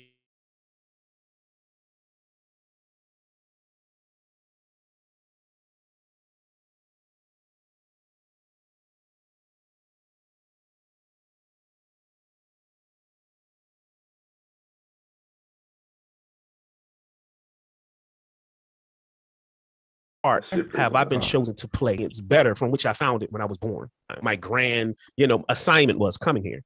So with that being said, I know how I fit into the whole schematic of things. I don't question too much what happens because everything happens for a particular reason. Somebody got to get hit by a bus for at an intersection for a light to be put there or some speed bumps or something. That's how the universe works. The fact that we're having this conversation, we're a testament to how universe is propelling us forward based on a lot of things we don't even like in society. That's horrible, right? Considered horrible, but they're catalysts. And those catalysts are pushing us towards something that's great. And whether you get it in this lifetime or the next one, we're still consistently moving forward towards something that's way better than this. We just can't perceive it because we're right now dealing with the current assignment. And as a military person from Smooth, you should know when you have an assignment, that's your focus. Anything outside of that assignment can jam you up. Philosophy more than a Western type of philosophy. Well, we ain't not getting into East and West. It's universal philosophy. It's just one. It's just one. You don't hear a lot of people that sound like that. Into, you know, our So I can't, philosophy. and is I more asked about somebody me. that. I asked a highly advanced spiritual personality that same question. What is the purpose of all this shit if everything returns to source ultimately? You know, why can't just everybody just get it? Like, that's how I felt. I wanted to fix the world. I want all this bad shit to go away and everybody just to be good. And it was given back to me. What the fuck would you be here for? So you're saying the bad There's shit no has to life. happen to Yeah. get to something I, that's I, bigger I, than I all of us. always believe that, and I always tell people all the time. I say, look, man, people have their roles to play in life. You understand what I'm saying? And people in those roles will be replaced, meaning that person, like I'm using an example, some people are not going to have kids. Some people are not going to be married. Some people are never going to have money. They're going to be broke. It's just your role to play. Now you got a 10% chance of changing that. But if you don't, that's the role you're going to play. You understand what I'm saying? And some people looked at me crazy when I said that. I said, yeah, you remember when you was growing up, them dope fiends and them drunk, them alcoholics were standing out there? They're going to be replaced. It's all, like he said, that street light got there for a reason. Some people got hit right there. You know what I'm saying? And some people are going to continue to get hit right there. That's just a role that has to be played. You know what I'm saying? So everything is interchangeable in life. Not saying that a person can, in a sense, a loved one could be interchanged, but roles in life, in a sense, can be interchanged. You know, I always say that why questions. When people ask why questions, I always tell my daughter this, and my son too. The why is simultaneously the worst question and the best question. It's the worst question you can ask somebody else, right? No one else should define a why question to you. Why is a personal, in my opinion, why is a personal question. All right. No one else can define your why, anything. Why anything? Why is the sky blue? Why is this? You know what I mean? No one, that's a question that you personally have to define. Personal perception. Yeah, it's a personal perception. Personal That's why I say it's simultaneously the worst question you can ask and the best question you can ask. You know what I mean? Like, it's a question I have to ask myself. Abstract art. Right. Why is this? Why That's is this why that people way? say, why did this person do that to me? You know what I mean? Why did this person treat me like that? Why not? You know what I mean? That's my response. Why not? Why not? Yeah. Why? It's a question that you only can answer. You know what I mean? Satisfactorily. If I go and ask my, but you don't have any answers. Or put my relationship out there, whatever, my old relationship and shit. If I go and ask her why, I'll never be satisfied with that answer. You know what I mean? Why she did whatever she did, whatever happened. I'll never be satisfied, bro. The only satisfaction I can get is asking myself, why did that go the way of that? You know what I mean? And I may not even be satisfied, but I'm the only one who can answer it. And that's a personal human answer that she's going to give you. The bigger agenda was the universe felt that y'all did not be together in the first place and you needed to go forward in your life. Right. But you needed that lesson to prepare you what was coming down the pipe. I can never get that answer from her or anybody else. The better happen that to you. answer. That happened for a reason. That hurt you. Yeah. Well, you went through it. And Did what that make you reason that is? that make you a better person? So the reason is not even that important. And where I go forward, that's up to me. You know what I mean? No Man, one else can that define it. That happened to me. That happened to me. It happens to all of us. And for what? I don't know. The only thing I can say is for what, you know what I mean? What can I personally do about it? I can't control any other I kind of am I trying to say that too. Any other embrace it in the situation other than what I do. Some people repeat the same shit because they never learn. Yeah, because they never. I feel like they never No, asked they never themselves learned. why. It's not the fact that they didn't learn. It's the fact that they're addicted. That too. Yeah, but that's still like they didn't learn. That's learning. Yeah, that's learning though. That addiction is fucking them up. Yeah. Well, sometimes relationship wise, some people ready for the next person. Yeah. That's true. Yeah, you can learn from them. Yeah, absolutely. All this shit is school, man. This is all of this shit is school. Life is school. But where she goes after this, I don't care. It's not my concern. I don't believe it has any direction. Well, I don't believe it has a direction. Oh, it has a direction. It's school. It's school when you're going forwards or backwards. Yeah, there's no. Yeah, it's school when you intend to educate yourself and learn. You know what I'm saying? It's shit, right. Yeah. But just like Coop said, if you don't, what happens when you don't learn in school? You get left back, right? Yeah. Repeat it. Watch everybody else go forward. So in Yeah, school, but that depends on what your goals are, because you don't really need school unless We you're ain't trying talking to be a about real- part of this. we ain't talking about real That's what I'm school. trying to Pot, say. you missing the point. We're not talking you about missing real the point. school, Pot. You totally missing that one way over pothead right there. Nah, we ain't talking about real school. But I But yeah, mean- if you don't get the lesson, you're gonna repeat it. You're gonna keep okay, repeating. You're gonna okay, keep repeating okay. until you Okay. get it and graduate and move My forward. bad. Yeah, and then another thing too, we have to think that everybody don't learn the same. You True. understand what I'm saying? It takes some people multiple attempts. Yeah. You know, glad Denzel you Washington said said Denzel Washington said something that made a whole lot of sense that a lot of people don't catch. He said, "Yeah, you're 61, you just got a house. It don't matter how many times you attempted, you got a house. Right. You're 50 and you just got your license. It don't matter how many times you attempted, you got your license. Nobody's gonna say, hey man, how many times did it take for you to get your driver's license? Right, you didn't get it. Nobody is gonna say Right. that statistic does not matter. Do Right. you have it or don't you? There you That's go. the Right. main thing. You got people. Oh, you didn't get it by 35, so you didn't. That ain't as effective. I mean, you know what I'm saying? Nah. Like, I Those hate are when people put self-imposed. right. I hate when people Yeah. do that, man. They put in little fucking like even with music, That's music, what people do though. Y'all too old to make music, but I hate when people do that. I don't follow. That's that what shit, people man. do. I don't You can't follow look- that shit. I was having this conversation with I ain't gonna lie, I'm a statistic of that too. I ain't gonna lie. I will always say you're too old for shit, but that's just my personal opinion. I know it's bullshit, my opinion, but I still say it. I was having this conversation with somebody and I was talking about how he was asking what led up to me joining the military and shit. And I was like, so I was in the laundry. I had already been thinking about joining the military, right? And here's a quick version. I was in the laundromat on 3rd Avenue doing my laundry and shit. And y'all remember I hate to put people's name out there. Y'all remember tall ass Anthony, light skinned, tall ass Anthony and shit we went to school with? Y'all remember that nigga? I can't even remember his last name. I know you talking I about. can't remember. Yeah, he played like basketball and all that shit. Yeah, so I'm in this motherfucker's like, and I guarantee you, this is why I don't listen to people. I guarantee you he wouldn't remember this conversation to this day. The recruiter, I saw the recruiter and he was like, yo, you better get out of here before that recruiter come up. And I was like, nah, I'm standing right here. You know what I mean? In the laundromat and shit, you know what I mean? Had I been a person that influenced by other people and shit, you know what I mean? I might have listened to this motherfucker, you know what I mean? You would A be standing right conversation- there with glitters and gold, baby. a conversation, and I may not have ever joined the military. You know what I mean? My whole life could have went down a different path. But me listening to a person who today wouldn't even remember that whole conversation that take place. Nigga. You know what I'm saying? Sure. So like, I feel like that's why I personally, you can't concern yourself with what other people think about you or other people have to say, man. Don't concern yourself. Don't waste your time with people telling you shit that's going to not You even learned the remember lesson. the conversation. In that small encounter, you learned the lesson. That won't even remember that conversation. You know what I mean?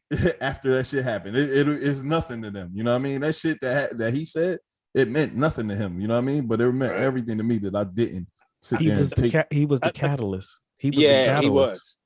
And I think he was a catalyst. I think he's just a he was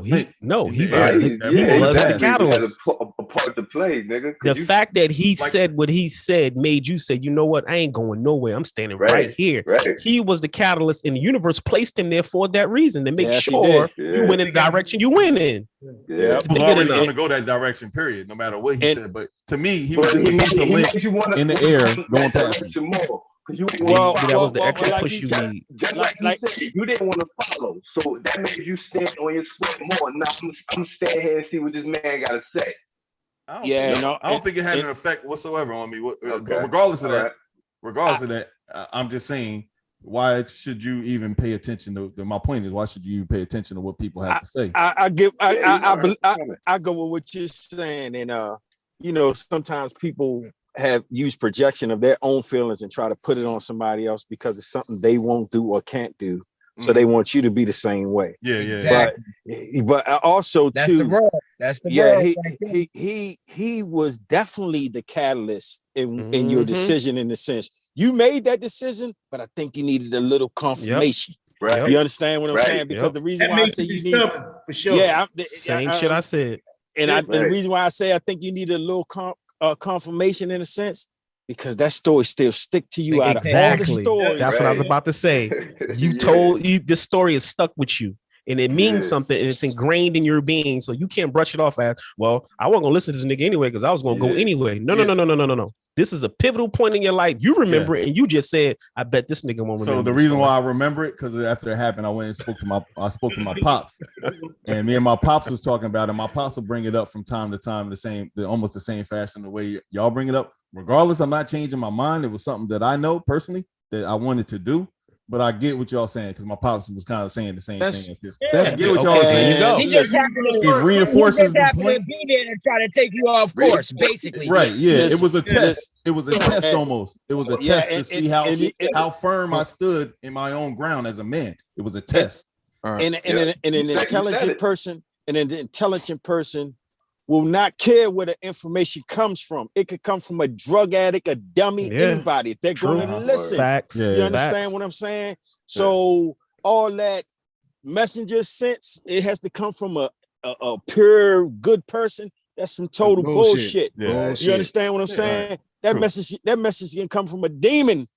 Toxic motherfucker. You understand what I'm saying? You know what, it's still a message. There is a such thing as a real evil person or anything. I just think people, from experience, they react from their experiences, and some people, they just can't do certain things. It's not that they're evil. It's just that, we just all got different paths, man. There's some evil motherfuckers out there, man. Yeah, I'm telling you, like it's some evil motherfuckers. Deliberate, spiteful, evil motherfuckers. Let me tell you, but what they got to do with you and your purpose, you know what I mean? Just ignore them, man. Like I said. Okay. I'm gonna give you a prime example. And I hate saying this, but if I kill a person, do that make me a murderer? Yeah, he kills the person. It makes you a defender. It makes you a defender. I mean, you can be so say if I kill a person one time and I go on with life and I don't kill again, am I still a murderer? Yeah. No. But I mean, you're. Is that we say that as a mindset? That's what I'm trying to get at. If you see me drinking one time, this, that, and other, am I alcoholic? Right. You understand what I'm saying? Yeah, you're an alcoholic. Nah. You only considered like a murderer if you keep doing that shit. Right. You're a serial killer. Right. You're a serial killer. You ain't a murderer because you killing multiple people. You're a serial killer. You committed murder. What I'm saying? You killed somebody. And that's a mindset. Man, what do we learn? What do we learn from serial killers and murderers? I mean, these are titles that we've given to people to describe their character and their lifestyle and their actions. These are titles, but what purpose do they serve? What do we learn from these people ultimately? Oh no, you tell us. I mean, they're sociopaths. What can I learn from a serial killer? You can learn from a serial killer. You can learn from it. You can learn a whole lot of shit. Yeah, I think that people are either an example of what to do or an example of what not to do. Yeah. Look at Ted Bundy. They studied the shit out of Ted Bundy. All them so, years. I mean, they would be an example.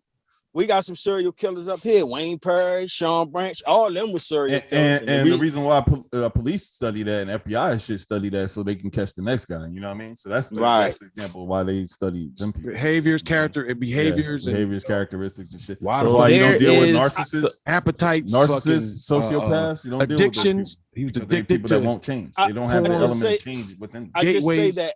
Yeah, I just say that. I don't mean to go to the extreme because I could have used something of a lesser example. You understand what I'm saying? I could have said, well, if the girl cheated on a dude or whatever, if your man had sex with her that one time and y'all did it multiple times, that one time, is she considered a whore? You understand what I'm saying? I'm saying, to me, a person has to continue that type of behavior, body of work, to be that person. You understand what I'm saying? They definitely have to have that pattern. If I smoke crack one time, that'll make me a crackhead. You know what I mean? If I fucking, I don't know, man. I don't know about that. These are titles. I've seen. For me personally, I gotta protect myself. You got one time to fuck me over, bro, and then after that. Yeah, as far as I'm concerned, you may not be a cheater, but you are. But you cheated on me once. Yeah. To me, past behaviors indicate future. You know what I mean? Tolerance for it. I get it. Well, the reason why I say that I know I got a lot of friends of mine, me myself, who've been in federal prison and prison one time, but did long stretches. And we all got that.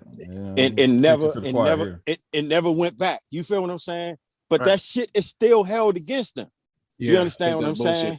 I feel that shit is still held against them. Hey, you know how I feel about that, CX? I feel like if it's your time, you made a crime, you did a crime, and your time was to do 10 years, and you did 10 years, you served your time. Why do you still have to pay for that after the fact? Meaning trying to accomplish things and it being in your way and it's being on your record for, and obstructing you from getting where you need to go. It's your time. I did my 10 years. I served my time. I served my purpose. Absolve me. I hate to say it, and I hate to be a certain way, but they do that to people of color. Right. You absolutely. Understand what I'm saying? Fucking trap. They do that. It's mostly to people of color. Because I had some white friends of mine that been in trouble, this, that, and other, and they still they get a second chance. They get top tier. That goes back to that agenda. For y'all, then. That goes back to that whole. Go ahead, Pot. Answer your question. I got a question. Will you leave your child with a child, one of them what they call them? Them predators? Megan's Law? And years they went to jail, they came back and they watched their child. Hey, let me finish. That's totally. Listen, I don't have hold on. That's totally different. That's one thing I can't forgive is messing with them kids. It ain't. No, you have crimes that are associated with your. You have crimes. Well, you have situations where people have did things because their mind is tainted. Their psychology is fucked. Yeah. And then you have people who do crimes based on circumstance and situation. Right. So it's totally different when you got a person who's chemically imbalanced. Them motherfuckers got issues. Right. And then you got people who grow up and get. You got people who are growing up. I'm finished. No, you got people who grow up in the hood who are made bad decisions through circumstance and situation and got themselves jammed up.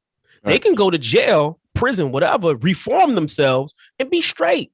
But when people are chemically imbalanced, they fucked up in the head. There's a difference. Trust. I'm talking about by trust. I'm talking about by society's trust. When you do something, you might have fixed yourself, but society is still gonna be. They need help. Bigger than just doing time. That don't fucking repair a motherfucker. They need help. No matter what you do in life, if you fuck up and do something crazy, you're gonna be judged. His point is that you always Yeah. going to be judged by that. You If will you be did it one judged. time, you're always going to be judged by that. That's his point. Yeah, He's not making a good job of People saying this point, but can't that's trust the you point. to 100% chance. So that's But he normal. did throw pedophile in there. That's that's I pedophile. That shit. didn't want to go there. Yeah, I thought about that earlier. That's one I can't forgive, bro. I'm sorry. You gotta be sick. That's different when somebody will. Let me ask you a question, Pot. Then let me ask you this. And this is out there, but I'm gonna say it. But so if a dude sleep with a dude one time, is he gay or is he not? Damn. I don't want to go down Since the you wanna list of go every there. single crime and shit. I don't want Answer that. Still cry. Go ahead, Pot. Go ahead. Since you want to go that route, he did it one time. He's dead. Okay. So if a person is chemically imbalanced and they doing some shit, regardless of, they're gonna be judged anyway. Chemically imbalanced. Chemical imbalance is not a belief. That's not a belief. Yeah, that's science right That's there. not a belief. That's no science, bro. Science ain't never been 100. Science They ain't don't 100. shit. If they could be 50% on a nigga being chemically imbalanced, it's a You cannot problem. control your fucking sexual. No. Some people don't want to control their shit. That's the difference. But that's You gotta not being in your head, though. That's being in your head. Hey, Hey, y'all Pop, distorting. it's a difference between controlling your sexual. This is why I don't like why questions. yeah, This it's- is exactly why I don't like why questions. It's a gonna be difference with controlling your sexual preference than controlling to murder somebody. You understand what I'm saying? Those are two different things. I think it takes the same energy, man. Nah. Because No. everybody that gets murdered is not a malicious act. You could be protecting yourself and your family. You gotta That's not take a murder, life. though. That's not murder, bro. That's not murder. but That's what why I you kind of doing- lean with the murder thing. I kind of lean on that side. Like if you do somebody kill somebody, and it was murder. Murder has a distinct definition, bro. I'm not fucking with that person, bro. I don't. You got one time to do that shit. I ain't. Manslaughter. All terms. Manslaughter. Yeah, I ain't fucking with I mean, all terms. Give me the blueprint on what went down, and then I can judge. But give me what went down. Protecting somebody, protecting their family, their possessions and stuff from somebody's self-defense. That's not murder. That's not manslaughter to me, man. But somebody in an act of rage and you go that far on a motherfucker. I'm not. That's how court. This the crazy thing about that. On the paperwork, it just say murder. Yeah. Right. There is no context. There's no context. When they pull your name up in the NCIC and they see murder, handgun, all this and all that, they don't know nothing about. They're not gonna ask the details. Yeah, there's no context. No questions. This motherfucker crazy. And you're gonna be standing there explaining to them what happened, what you did, and all that. They don't give a fuck about none of that. None of that. They just think you're a killer. They don't want you got a goddamn a vehicle manslaughter. You understand what I'm saying? And they just say, "Oh, you got manslaughter." What happened? You know, they ain't gonna really say. I mean, that's life. Man. It's like saying I lost by 1 point. No guarantee you get a second chance in life, man. I lost by 1 point. Motherfucker ain't gonna remember that shit. I lost by 1 point. You were just there. Yeah. There's no guarantee you get 2 chances in life. I don't know who told people that, but I tell my daughter this shit, man. I'm like, yo, you get 1 chance at this life shit. Yep. I told her you get 1 chance. You can get in a wrong car. And it be over. You can make that one mistake, get in the wrong car with your friends, right? And they drunk, and y'all all die because of one person. You know what I'm saying? So ain't no guarantees that you get 2 chances. Man, you're so true with that, bro. Yeah. You're so true. I tell my kids that shit, like, yo, you can one mistake will change your life forever. One mistake, you know what I mean? So you got to do this shit. You got to get smart. Change your life forever. Yeah, exactly. You got to be smart, man. You got to be smart about this shit. And even then, there's no guarantee. So you know what I'm saying? I hate to be that way. I hate to be so macabre and you know what I mean? Make this podcast like that, but it's the truth, yo. I mean, to be honest with you, bro. I mean, Salam alaikum, Maida. Malaikum salam. But the whole thing with that is you know, life is so funny, man. And Widebody can attest to what we went through a couple months ago, and our comrade passed away. Right. You know what I'm saying? So, like, you never know what could happen. You know what I'm saying? And my daughter, my youngest daughter, she's so afraid of people dying, and she died. And I try not to, you know, because you're not gonna live life if you keep thinking like that. Yeah. You know what I'm saying? Yeah. Your life is gonna be in shambles if you thinking that every day you can't live in a bubble. But nah, man. And but he definitely, the brother is so right, man. You only get 1 chance, man. You get 1 chance at life. Right. You know what I'm saying? Well, I spend it worrying about the shit I can't control, man. I don't worry about shit I can't. I ain't got no control over. I don't worry about that. Tell my son so bad, like, yo, this, like, you 1 chance. Like, I wish he could just get in my body and just understand, like, how imperative it is for him to make sure he follows the right path. Right at this stage, he's 18. Let's get out of high school. Whole life in front of him. Like, I just want to tell him, like, bro, all that dumb shit ain't worth it, man. Like, you know, can't live in a bubble. I can't expect him to live in a bubble. You know, I tried to equip him the best I could with, you know, me. I always feel like, you know, I never kept nothing from him. I kept it real from him since he was a little boy. I never tried to treat him like a kid. I wanted him to be an adult. I mean, to understand adult shit. So when it's time, when he sees that shit, he already knows what it is. Drugs, all that shit. You know what I'm saying? So I just hope, let him free, and hopefully he understands that it's so important for him to set his foundation up, man. Instead of just doing like I did and navigating. You know, I wasn't the best motherfucker, man. I went, you know, when I got out of school, I went in the military. I was fucked up in there, alcoholic, womanizer, did all that shit. You know, I turned, you know, I get older, you start seeing the importance of things. You know, I wish I'd have saw that in my 20s. I definitely would have took another route. And instead of the rocky road, I would have took the smooth road. You know what I'm saying? You did the best way you could, though, man. You gotta, you know. There are no mistakes in the universe. Yeah. Well, I mean, the only thing I could say is, you know, especially with these kids now, I tell my daughter and them this all the time. Stop watching somebody else live out their dreams, because you're going to tend to forget your own. Yeah, these niggas do that on Sunday. You know what I'm saying? They tend to forget their own. And then also, you know, people always say, I'm gonna try to give my kids everything I didn't have. Sometimes that's the wrong thing to do because your face, bro. You understand what I'm saying? And because for one thing they don't understand is by you not having some of them things, it helped you to become the person you are now. You understand what I'm saying? And also, each generation is different. We can't always use the same methods our parents used on us. I can't raise my kids like my mother's voice, man, used to drive me fucking insane, man. Like insane. Like there's only two things in the world I'm scared of, and I can say I had fear. That's the high power and my mother's voice. I got shot, and I told the people, don't call my mother. Please don't call her. You understand what I'm saying? That's some real shit. Like, don't. I was like, whatever you do, don't call her.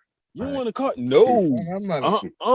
Don't call her. My mother only 5'4", and I'm down there 6'3". That was my grandmother. That was like my grandma's, man. My grandma's woman. I actually say I was afraid of her, but that woman, man, Jesus. Well, only thing we can do is try to expose things, right? That they think is real. You understand what I'm saying? And because some things we can take from our learnings, teachings of growing up and apply to them, but everything does not apply. You know what I'm saying? Everything does not apply. We can't use the same blueprint our parents used on us. We can't do that because a different time. I was just getting into it with my wife about that. Like, she's doing what I did. Like, well, that's not you. And she don't have the same parents that you had because I'm not like that. So, and every child has a different personality too. Absolutely, that's right. You have to parent accordingly to the personality. Right.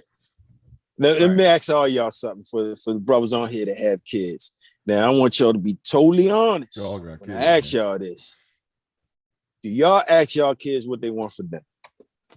Nah, I don't do that. No, I'll tell you why. That's what they get. I got a story behind that. No, that's just in me. I can't help that. I do. I think I do. I guess I do. If we go out, yeah. I do too. I don't. I don't because I grew up in the house with my mother, and my mother was like, whatever she cooked, that's what we had. That's how I was raised. You understand what I'm saying? But we all grew up like that, I think. Yeah, but it's a lot of women in a sense, and I don't want to be some male chauvinistic or nothing like that, but it's a lot of women. There's a lot of women that do that to their kids. You understand what I'm saying? Well, women ain't for discipline though. Women ain't for discipline. That's the father. I think that's the father's job. Discipline. That's power. That's like undermining the father's discipline. Yeah, exactly. Well, that's what women do, man. Two middles and doing all that dumb shit. Well, I grew up in a house. My mother was a single parent. My aunts and everybody was there too. So I never really had no father. You understand what I'm saying? And my mother, and one thing I can say about that, it's a little extra when the mother is trying to be the mother and the father. Right. And you catch it tenfold. I'm an only child by my mother. So I catch it tenfold. They make you be a man before you're a man. You know what I'm saying? You're the man in the house when you're 13. Right. You know what I'm saying? Stuff like that. What kind of man? What kind of man? Emotional man? I mean, not because my mother that's was what not. You get from women, man. That's why my mother, so many dudes out here is emotional and shit. And doing crazy shit is because they raised by single women. Wait, that's new age. That's new age mom though. Old school moms, like he said, they were the mom and the dad. So absolutely, they didn't have too much of that touchy feely. My mother did none of that. My mother did none of that. We talking about old school moms. Yeah, my mother did none of that touchy feeling. I love you type stuff. And this, that, no. She did none of that. My mom didn't do that. My mom doesn't either, but I'm gonna tell you because that's that new age shit. My pops had his issues and shit, but when my pops came back around is when he could reach me, man. My mom can never reach me, yo. Right, man. My mom's because she can never reach me. You know, she whipped my ass and did all the things she could, but I still did what the fuck I did. I only stopped when my pops came around. I had a best of both worlds, man. I had my father around, but also stayed with my grandma as well when they moved. So my grandma didn't play that emotional, come here, baby. She tough love. My grandma knew what a man was supposed to be. So she preached that, man, and she rolled with that, man. Same with my mom, but same with my mother. Like it wasn't no affection in the house. Do I wish sometimes it was? Yeah, but you know what? I think it kind of hardened me a little bit. And I have kind of had that problem with my kids being affectionate with them, man. That shit's hard Me for too. me, man. Me too. It's It's a very gift. It's a hard. gift and a man curse. role. That's why we Yeah, all it's a me have too. issues with that. It's a Yeah, gift my- and a curse because My mother, I grew Go up ahead, in go ahead, the bro. same situation. And later on in life, I had to develop my ability to be more affectionate because I was Yes. fucking up relationships being, yes, Right, you know, right. a nigga. yes, yes. So as you grow and you learn, you get more in tune with, you know, how to channel that emotion because, you know, we pretty much everybody on the panel came from that blueprint. You know what I'm saying? Right. You had a mom, she had to play both roles to a certain degree, and we didn't get all that touchy feely. She was mom and dad, Right. and we grew up hardened, but we grew up prepared. right. So now we right. got to get into our emotions later down the road. With a woman, you might get with a woman that has some issues, and she's going to show you, she's going to be a mirror to say, look, you lacking in this area, you got problems in this area. Yeah. And I had to learn that shit down the road. Me too. Definitely had to So learn it's a that. gift and a curse. It's Yo, a gift and a could I curse. be honest about one of my biases? I'm biased against dudes that grew up with with single moms, yo. I just got them dudes always emotional. I can't trust dudes like that, yo, man. And that's a bias of mine and shit. And I'll openly admit that shit. But if you grew up, your pops wasn't around, or some kind of male figure wasn't around, I just not really trustworthy. But hold on now. I'll say this. emotional Now, level. I'll say But this. you're I'll talking say this. about new age moms I'm doing talking that. about Yeah. dudes I grew up with. Old Dudes I school grew up with. moms. I can't agree with you on that. I know. 'Cause I don't get it, agree and I with just them said that's either. why I said But it's that's one of my just Yeah, I biases. don't know. I don't know. No, yeah.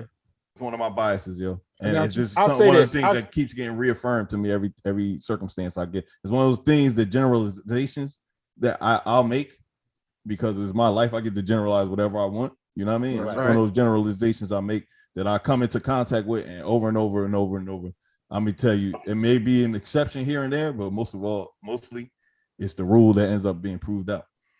Now let me say this. Now you say that because in a sense you grew up in a sense with your father in your life, right? So that's the way you view it, right? It's more due to dealing with people and knowing their Okay. background. Okay, Dealing now, with people I and then learning their background. I could say the same thing in a sense about people that grew up in a two-parent household, because most of the people I grew up around with, we grew up in single parent households. And most people, a lot of people I know that grew up in two-parent households, they end up being the worstest assholes sometimes as a That motherfucker. is true. That is That true. don't And I prevent don't you from even- being an asshole. But No, I'm making a generalization just strictly on being an I'm saying- emotional man. and shit. I'm saying even to an extent, I'm not saying all, but a lot of them that I've seen when I was growing up, they lack a whole lot when you expecting them to have everything intact. Because we used to always sit back, Yeah. you grew up in a two, your mother and father was in your house. But yet when you grew up, you got kids all over the place.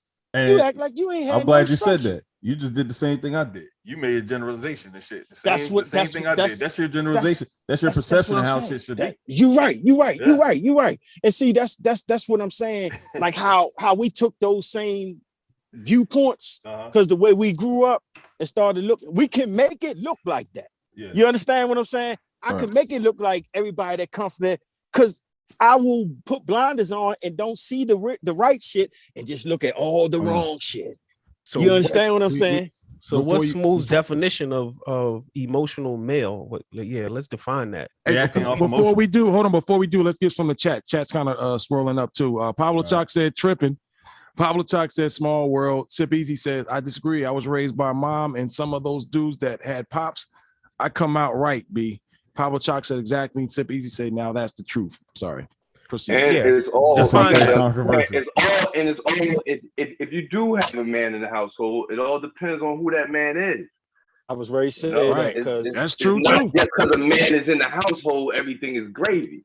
Mm. No, No, they It ain't. ain't 'Cause- let me tell you something. If my Yeah, father, With your mother too. That's the same thing with who's raising you single person. It's the same Exactly. shit. Yeah, if exactly. I go back to what Barry White said, and it applies to me as well.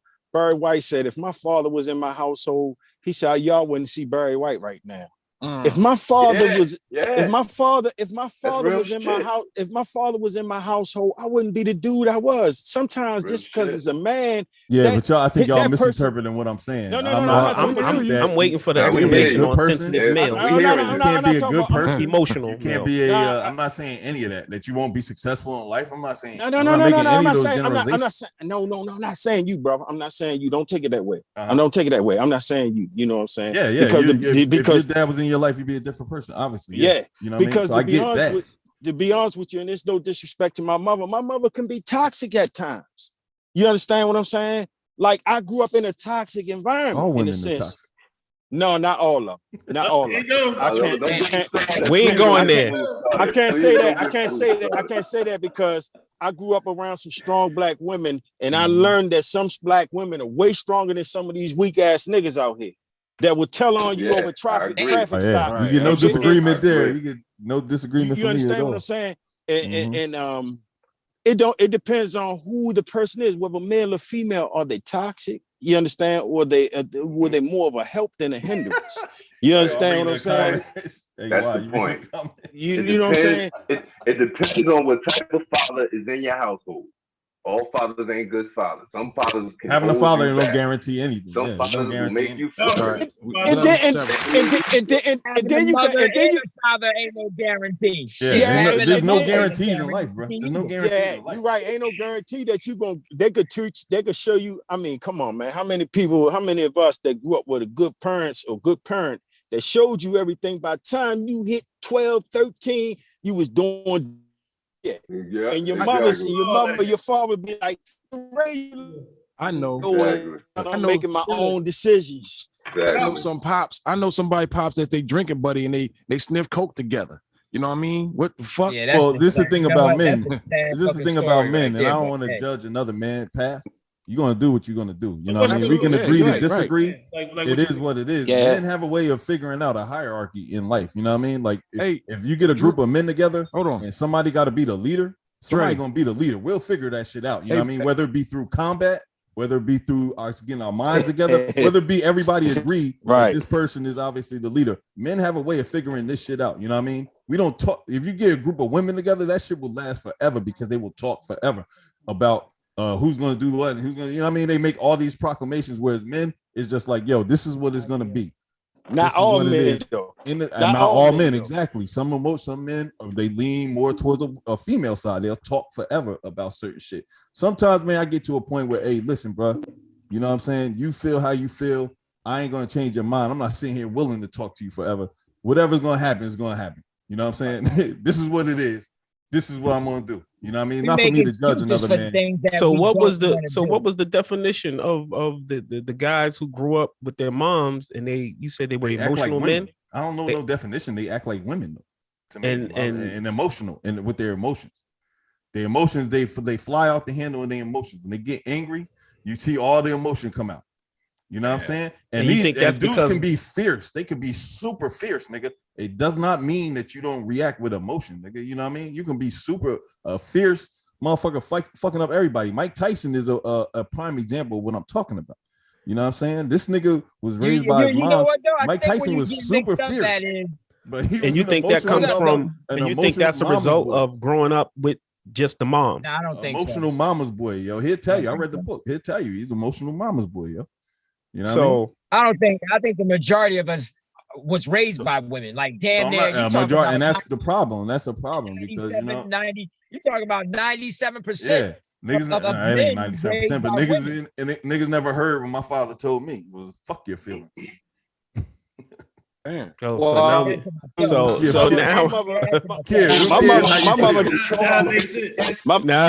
it's all coming together. Smooth. What the fuck do how you feel today got to do with anything? Get your ass out there and go bring the bread. Go get the bread, nigga. The fuck how you feel today. Tell me the same.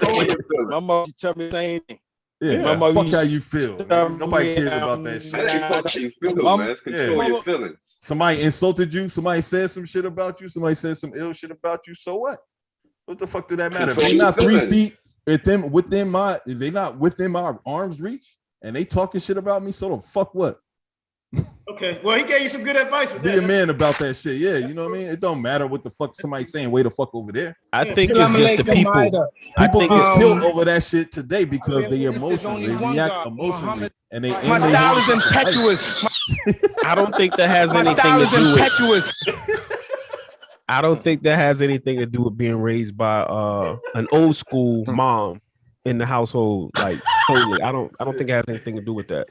I think it has to do with somebody's personality. He funny as hell. Yeah, I don't. Yeah, I just think that's like most men are like been raised by women anyway, so you can't really use that as a like a. You was tell me what I can't use, nigga. Don't tell me what I can't. Hold on, Pi. You was raised. Your mom's raised you, man. You come from a single parent household. In a sense, you had an older brother. Yeah, but you know. Yeah.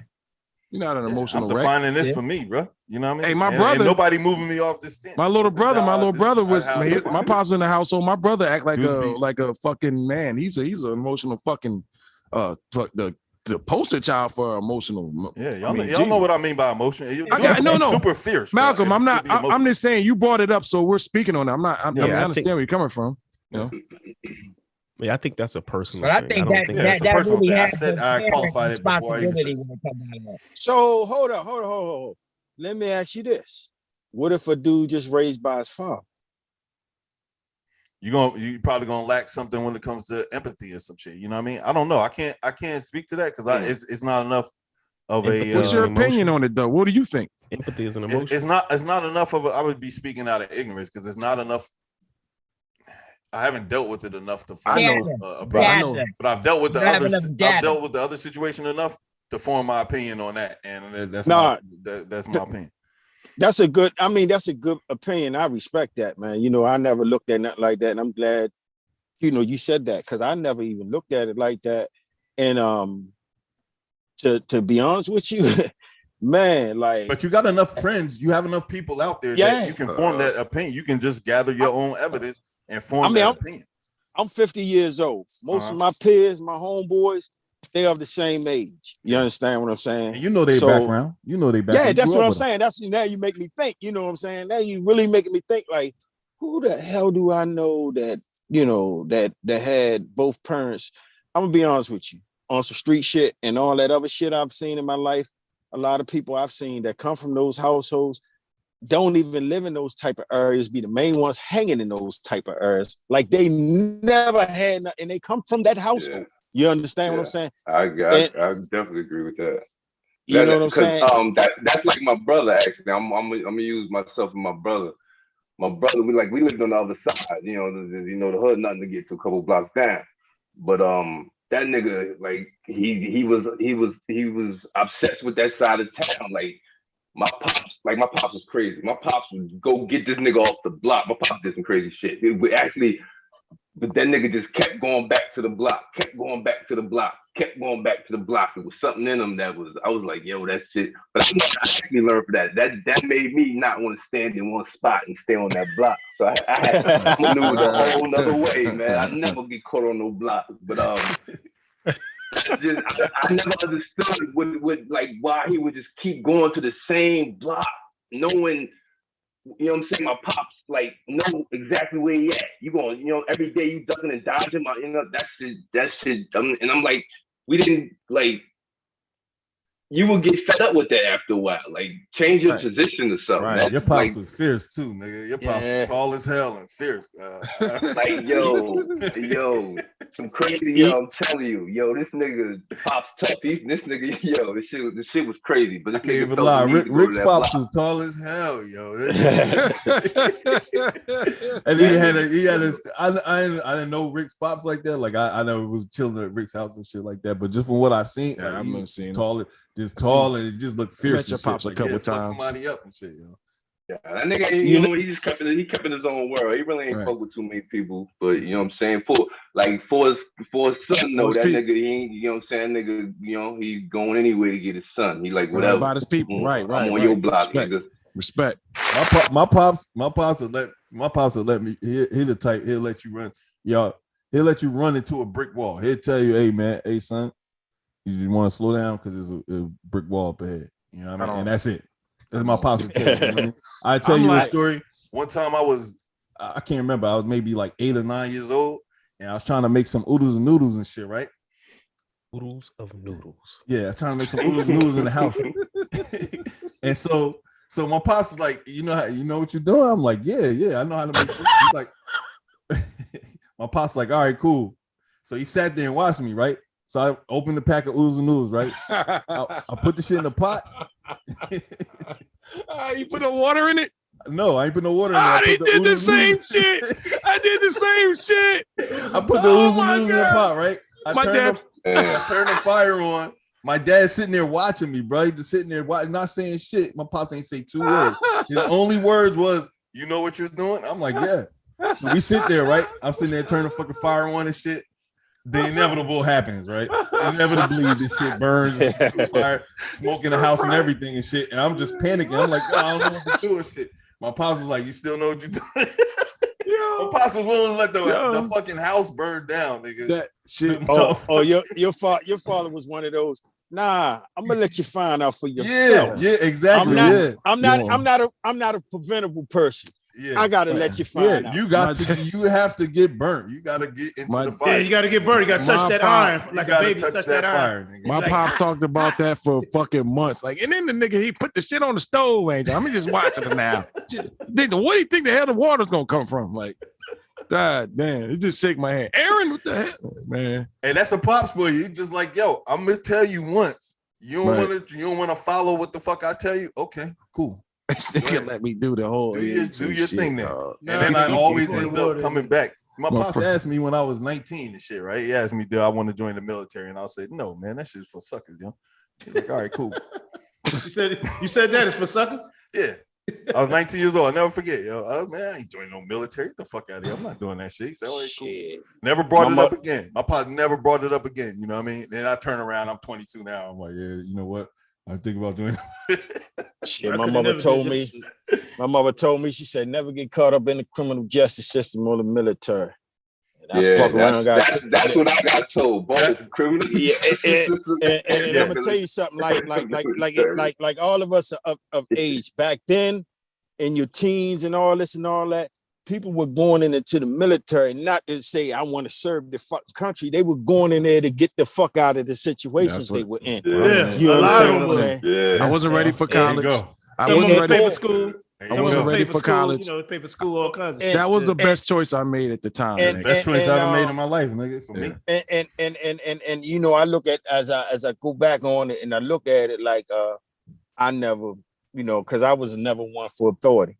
You understand what I'm saying? That'd be our problem right there. That'd be our problem right there. I was never one for authority, so I was like, I don't even. And that go back to that emotional shit. Yeah, you don't want to be told what to do, but the truth is, you got to be told what to do as a young man. You don't know shit. My uncles used to tell me, "Shut the fuck up." You know what they say? You want to talk? All right, tell us what you know. Tell us what you know. I got my uncles all sitting around and shit. You got something to say? Go ahead. Tell us what you know. And of course, nothing. It wasn't my turn. Everything, what I needed to do was sit back and listen. But I was so anxious. I got something to say, and I want to get to the conversation. They're like, okay, Mister, you know it all. Okay, tell us what you know. And then I'm sitting there, I'm fumbling around and shit, and looking stupid. You know what I mean? Because it's not what I needed to do, what they was trying to tell me to do. Shut the fuck up. I remember saying, like, as far as like being being responsible, make sure your stuff's in order, clothes folded up right, just being responsible about things and structure and shit like that. I always made my bed hard as a kid. I was hard-headed sometimes, and I see that in my kids. I don't want them to repeat that, so it's kind of hard because I remember people telling me certain shit. I'm like, yeah, and as I learned real quick, man, to start thinking I know everything, because I always tell my kid, man, when you think you know everything, you're never gonna learn shit. Because you stop learning. If you know everything, you're not listening to nothing. Stop learning. Yeah. Right.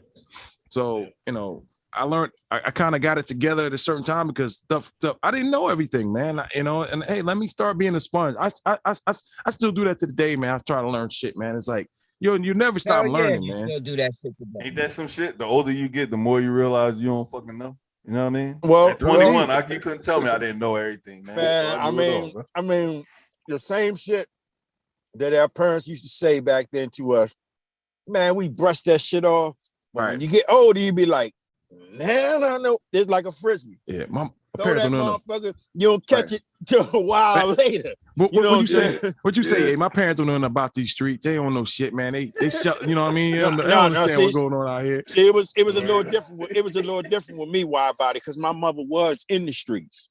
Right. And my mother showed me things about being in the streets, but she was still my mother. My mother was only 16 years older than me.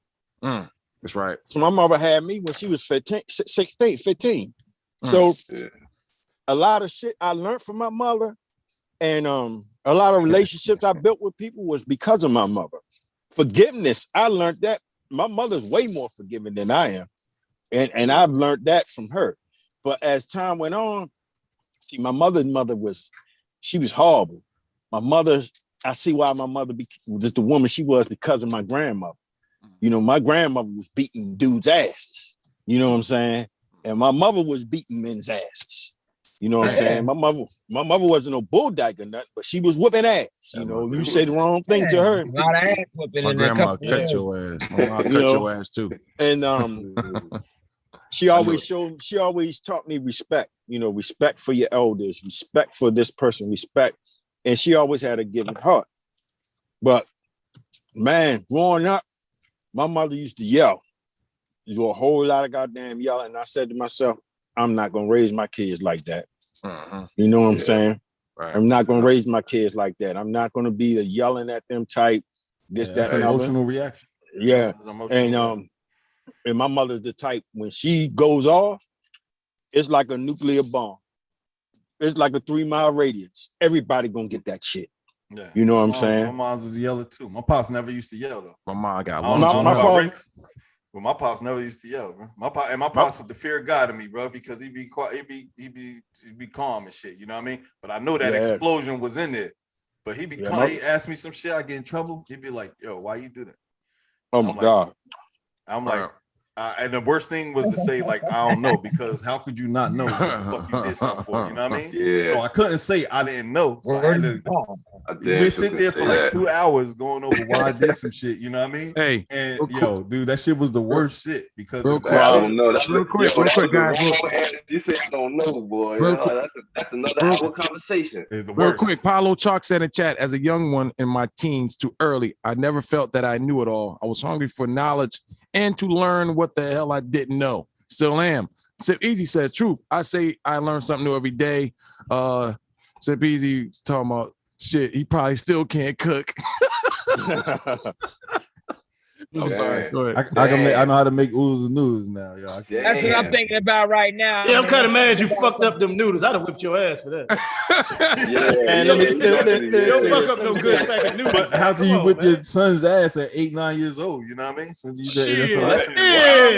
8, 9 years old, you old enough to get your ass whipped? I'm not saying old enough to get your ass whipped. I'm saying over making some ramen noodles that you obviously didn't know how to make. I told you, man. All right, Lawrence. Say what your podcast first. Man. Y'all enjoy, y'all. I'll talk to y'all next time. Damn. All right, bro. All right, man. I would say this, man. I know each generation probably said what I'm about to say, but this generation of the 40s, this nigga's still on the shit. The 40s, this generations of the 40s and the 50s, man. This is one of the we've witnessed some of the most beautiful shit ever. Yeah, you understand what I'm saying? You know what I'm saying? We've grown up in a time where there was no internet till there is internet, where there was barely video games, games, tapes, CDs, fucking streaming, we witnessed DVDs, the whole videotapes, all that shit. We witnessed the whole lot. We got the last whiff of the 50s and 40s parents. You understand what I'm saying?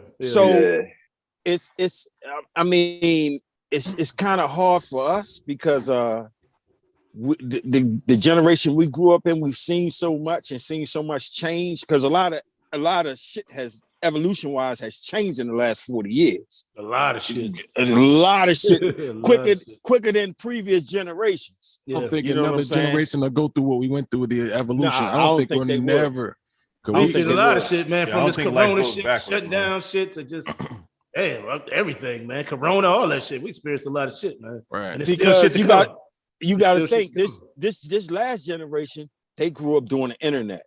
They can't even conceptualize a world without the internet. Thank you. I tell them that all the time, kids, man. They you know, we like the Flintstones to them. Yeah, I tell them we had to share phones. I had to share phones with my sisters and shit. You know what I mean? VHS tapes and Betamax. Man, how many times you got punished and you was sitting in them four walls in them room? You understand what I'm saying? With real nothing punishment, to do. dog. Real punishment. And yeah, when you sitting in four walls, my mother used to be like, "Oh, you want to cut the fuck up? Go sit in that room." Nigga, I had a black and white TV. Yeah, you had, you know what I'm saying? I ain't had no TV. You being outside playing. I was just telling my girl this. You be outside playing so much, you don't think about no cold ass weather. It's so cold outside when you go in the house, try to use the bathroom, you can't even unzip your pants. We was crazy. So we wanted to be outside. These kids want to be inside. So you ain't punishing them, leaving them inside. So much shit to do. Yeah, so much shit to do. They like, okay. Right. You got to sit them outside now. Go to yard and play. No. That's punishment. Niggas used to come to my window. Niggas used to come to my window in Lincoln Village. Go outside and play, man. You ain't got to be in here, man. Go out. Hey, you ever had your friend come asking you come? You ever had your friend come asking you can play and shit? Hey, yo, I used to have to tell motherfuckers to they be throwing rocks in my window and shit, try to get me to I'd be like, hey, yo. Just you're going to a building. I lived in building 3, apartment 134 and shit in Lincoln Village. And shit. I used to be like, hey, yo, go knock on the door and ask my mom. Ask you come out. Right. You see your friends asking you play. Like that had some validity to it. That had weight to it and shit. Look, they need me. They need me out there. Depends on the punishment. It depends on how early the punishment was. But my mom used to get. She always used to bend, yo. But that's another thing. My pops never bent when it came to punishment. My pops never bent. Whatever the punishment was, your dad was fed. You had fair time with your pops. Yeah, surfing. My mom's. I was getting out, man. You do what is it? 15%. Not on good 15% that time. Yeah, my mom. That was the best time coming off punishment. That day, you free. You about to outside and shit. Hey, but you gotta think about this. Sometimes you used to be like, when you get punished, you be like, damn, wow, I had to take the ass whipping. Right. I'll take the ass whipping, mom. Yeah. But my mom's whipping my ass and punishing me, yo.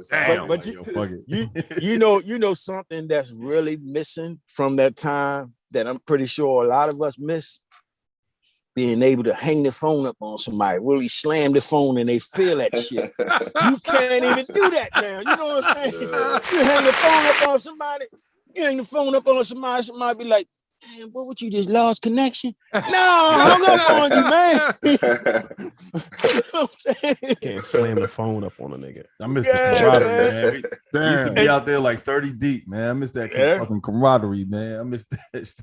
Or your mother, your phone banging on the door. Get up off that goddamn phone. You tying my phone up.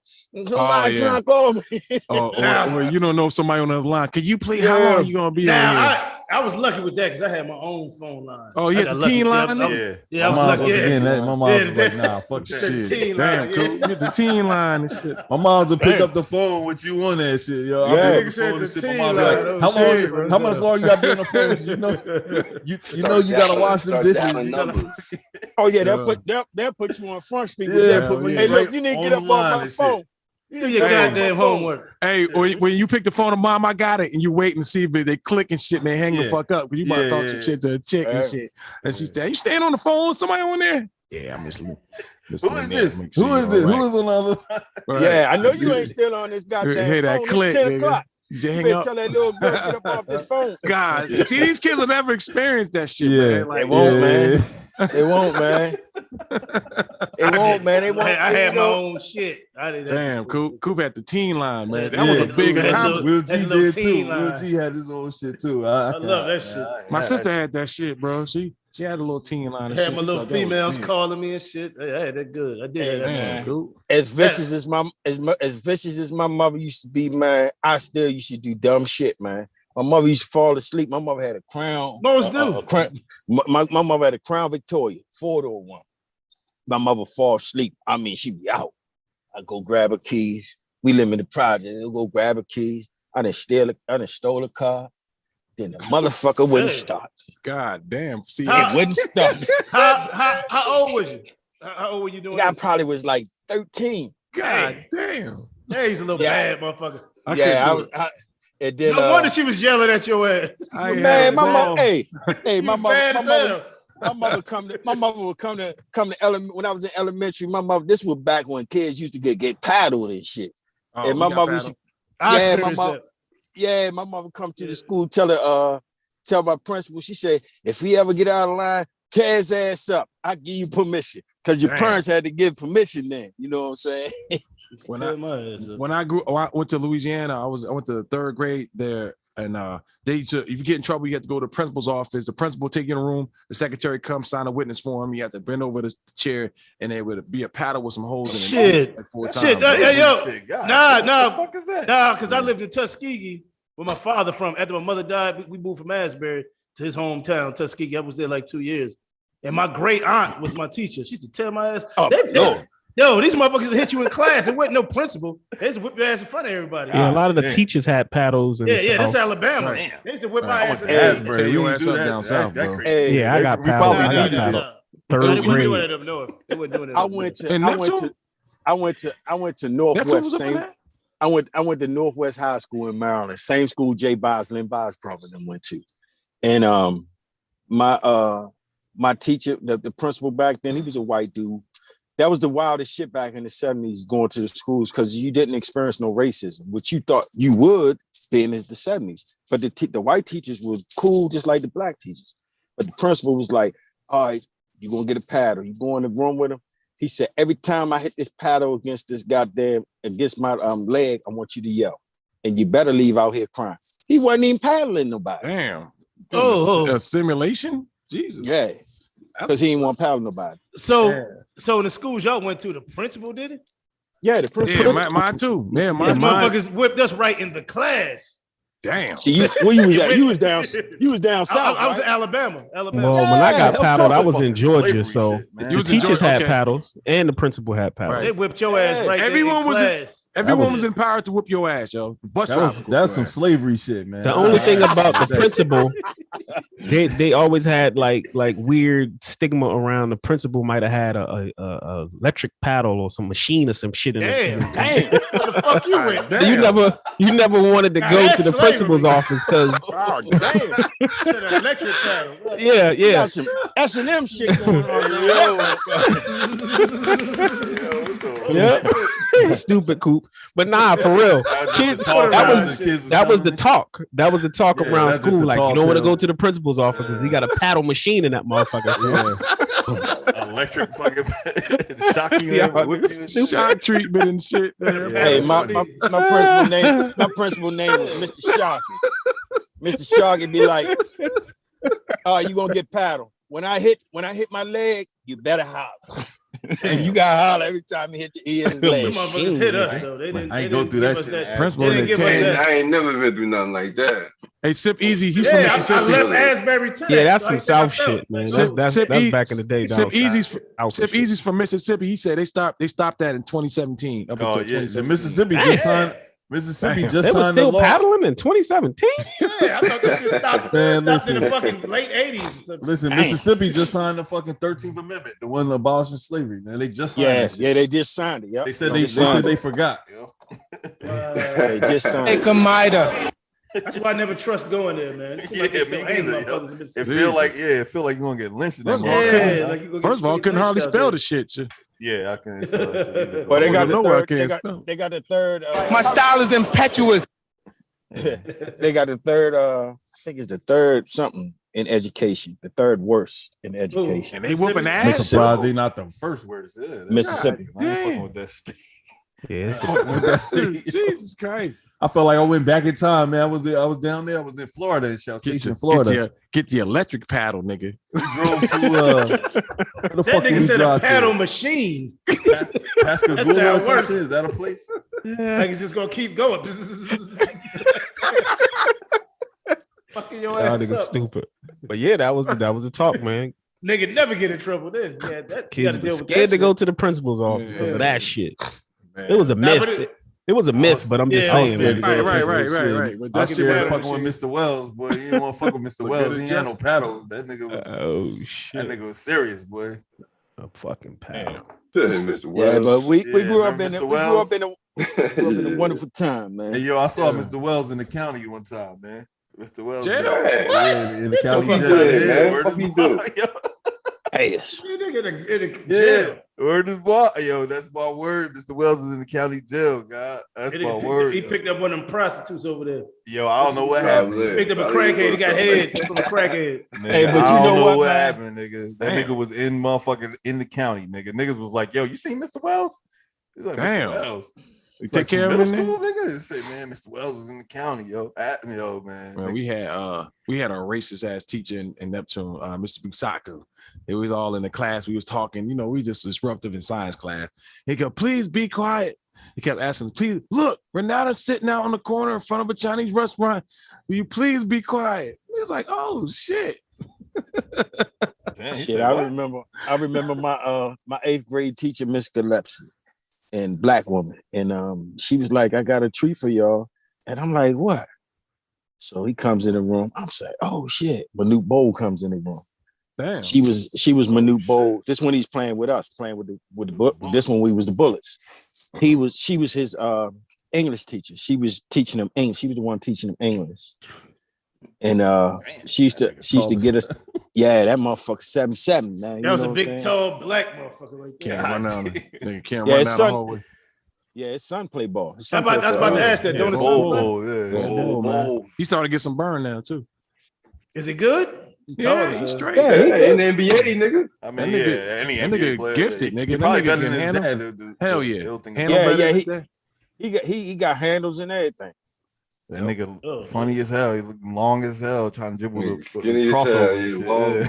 Skinny as He hell. looked tall as hell, but looked like a 13-year-old child in the face. There you go. Yo, with but a I think fucking- Manute Bowl is the one they tried to put on a beard diet. Was it him? I think it's Manute Bowl. They tried to put something on a beard diet to gain weight. And he couldn't still gain weight. Nigga got a belly, nigga. His son, Yeah, he probably his got son it now. long as hell. We'll take that. Hey, nigga. where somebody in the chat like to know where did she teach English at? Ooh. Miss Gillespie, Yeah. she teached English in Annapolis high school and high school in Greenbelt. That sound like one of our teachers. That name. Radiki Leko. I don't know how to say your name, man. Raddy Leko. Sorry. All right, about don't that. even worry about it, bro. Welcome to the chat. All right, guys, man. No, we having fun, man. We're gonna have to close this up. We kind of went extended today, but that school's always cool, man. Well extended. We did about 2 hours. You know what I'm saying? Check us out on I the new appreciate time. this. Hey, thanks for tuning in. Thanks for joining us today, CF. We appreciate it, my brother. Appreciate you, brothers. You know what I'm saying? Yeah, man. So join us next week, Sunday. Straight Up Podcast, episode number 31. Let's thank the chat. Sip Easy. Paulo Chalk. See Me Hustle. Mom. Oh, man. Yeah, your mother was in there too. Yeah. Shout out to moms. Shout out to Mom Dukes. Shout out to Shelly Reed, CX DJ Rec, JB Swift. Join us next time, next Sunday. Straight Up Podcast, 11 a.m. Eastern Standard Time. For more Straight Up, please go check out the POD Podcast on YouTube. The POD Podcast, 10 p.m. on Saturdays. What heavy shit? Brainwashed on Heavy Media. Also, go check out. Who else I had? Oh, just put them links in the chat. Yeah, put the link in the chat. The link in the chat. We'll throw it on the storyline on the YouTube channel. Any which way. Thank y'all for tuning in once again. DJ Wild Body for the channel. See Me Hustle. Ricks, Brother More D, Lawrence Howard. See Me Hustle. This is Wild Body saying peace to all y'all. 1, 2, 3. Hey. Like my mom's ain't in the chat.